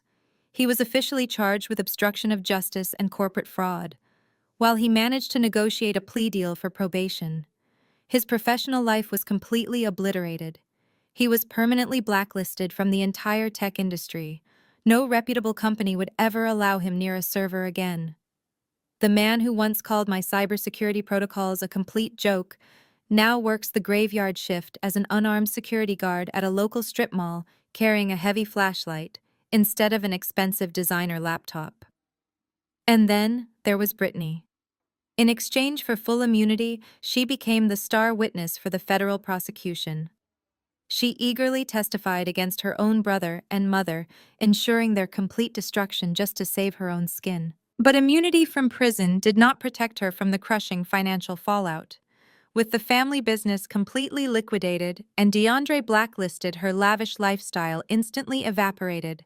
The bank aggressively foreclosed on her beautiful beach house. The dealership repossessed her luxury SUV. She was forced to sell every single designer handbag and pair of shoes she owned just to pay her mounting legal fees. Today, Brittany lives in a tiny, cramped one-bedroom apartment that smells faintly of mildew and cheap cooking oil.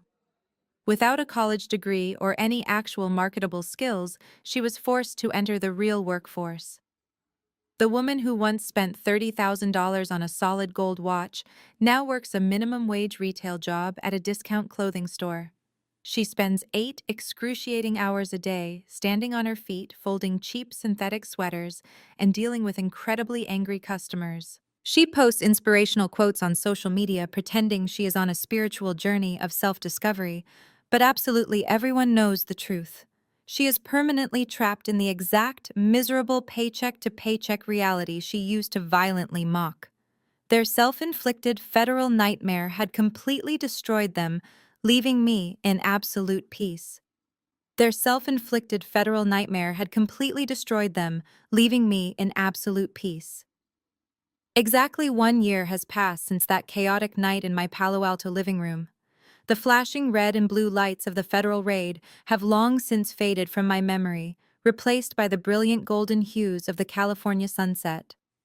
Right now, I am driving my brand new slate gray Porsche 911 down the winding curves of the Pacific Coast Highway. The convertible top is down, and the crisp, salty ocean breeze is whipping through my hair. The powerful engine roars smoothly as I accelerate along the jagged coastline, a physical manifestation of the absolute freedom I now possess. I bought this luxury sports car as a personal gift to myself. It is a tangible reward for successfully defending my life, my assets, and my peace of mind against the greedy people who tried to steal everything from me. As I watch the sun dip below the vast expanse of the Pacific Ocean, painting the sky in vibrant shades of orange and purple, I reflect on the incredible journey of the past 12 months. For years, I allowed my toxic in-laws to disrespect me. I tolerated Beverly and her endless cruel insults about my career. I ignored Brittany and her shallow materialistic arrogance. I even tried to manage Nathan and his severe insecurities, mistakenly believing that patience and financial support could somehow fix a broken, entitled man. I treated their toxicity like a minor glitch in the system, something I could simply patch over and ignore for the sake of marital harmony. But as a lead threat intelligence analyst, I should have known better. In my line of work, we understand that the most dangerous attacks do not always come from anonymous hackers in foreign countries. The most devastating breaches are almost always insider threats. They come from the people who already have authorized access to your network. They come from the people who know your daily routines, who sleep in your own bed, and who understand exactly where you keep your most valuable assets. Nathan was the ultimate insider threat. He used his physical proximity to bypass my emotional defenses, thinking he could simply install a malicious payload into my life and walk away rich. He completely forgot the most important rule of network architecture. You can never truly bypass a system that is fundamentally designed to trap you. This experience taught me a vital lesson that goes far beyond the realm of computer science. Your life, your energy, and your hard-earned success are your personal network. You are the sole administrator of your own reality. You must build an impenetrable firewall around your personal boundaries. Do not leave your digital ports open for malicious actors. Do not grant administrative privileges to people who have not earned your absolute trust. And most importantly, when someone shows you their true intentions, when they reveal themselves to be a parasite trying to siphon your resources, you do not negotiate with them. You do not shrink yourself to make insecure people feel powerful. You quarantine the threat, you lock them out of your system entirely, and you let them face the brutal consequences of their own actions. I am no longer the quiet, accommodating wife who sits in the background while her husband pretends to be important. I am a highly respected federal contractor. Following the successful dismantling of the crypto laundering syndicate, my firm promoted me to the Director of Global Threat Intelligence. I hold security clearances that Nathan could not even comprehend. I own my beautiful smart home outright, I manage a massive financial portfolio, and I wake up every single morning surrounded by absolute tranquility. The heavy, suffocating weight of his toxic family has been entirely severed from my network. The greatest revenge is not anger or bitterness. The greatest revenge is stepping into your full power entirely unaffected by the people who tried to destroy you. It is driving down the coast at sunset, knowing that you built your life with your own two hands, and knowing that absolutely nobody can ever take it away from you. I want to thank you for joining me on this incredible journey today. Sharing this story has been a powerful reminder of why we must always protect our peace. Before you go, I want to ask you a question. Have you ever used your expertise to outsmart a toxic family member? Have you ever had to build a strong firewall to keep manipulative people out of your life? Tell me in the comments below. I read every single one of your stories, and I am always inspired by your strength and resilience. If my story resonated with you, please hit the like button and subscribe to my channel for more real-life stories of empowerment, revenge, and taking back control. Share this video with anyone who might need a reminder to lock down their own boundaries. Remember, you are the lead analyst of your own life. Protect your firewall fiercely. I will see you in the next video. The gripping story of Audrey and her toxic in-laws offers a masterclass in dealing with betrayal. While the cyber thriller elements of federal honeypots and international wire fraud are exhilarating, the most profound lesson lies in how Audrey handles absolute disrespect through the silent, unyielding enforcement of boundaries. For years, Audrey's husband Nathan and his family mistook her quiet professionalism for weakness. They believed her lack of emotional outbursts meant she was a passive victim they could easily exploit. Their staggering arrogance completely blinded them to the reality of her brilliance. When Nathan attempted to steal her financial independence, he did not just cross a line. He assumed she would be too naive to defend herself. The core lesson here is that true strength does not require screaming matches or theatrical displays of dominance. It requires meticulous preparation, unwavering competence, and the absolute willingness to let toxic people bear the crushing weight of their own destructive choices. Audrey did not actively ruin her in-laws, she simply stopped protecting them from themselves. She allowed their own greed, entitlement, and sheer incompetence to trigger the traps they willingly walked into. In life, we often exhaust ourselves trying to negotiate with manipulators, desperately begging them to respect our limits. This story teaches us that we do not need to negotiate with parasites. Instead, we must build our own impenetrable firewalls, be it through financial independence, ironclad legal protection, or profound emotional detachment. When you know your worth and firmly secure your perimeter, the people who try to exploit you will inevitably engineer their own spectacular downfall. Ultimately, Audrey's triumph is a powerful reminder that our greatest defense against toxic relationships is investing in our own independence and refusing to compromise our dignity. Take a moment today to evaluate the personal firewalls in your own life and immediately take the necessary steps to secure your emotional and financial boundaries before anyone else tries to cross them.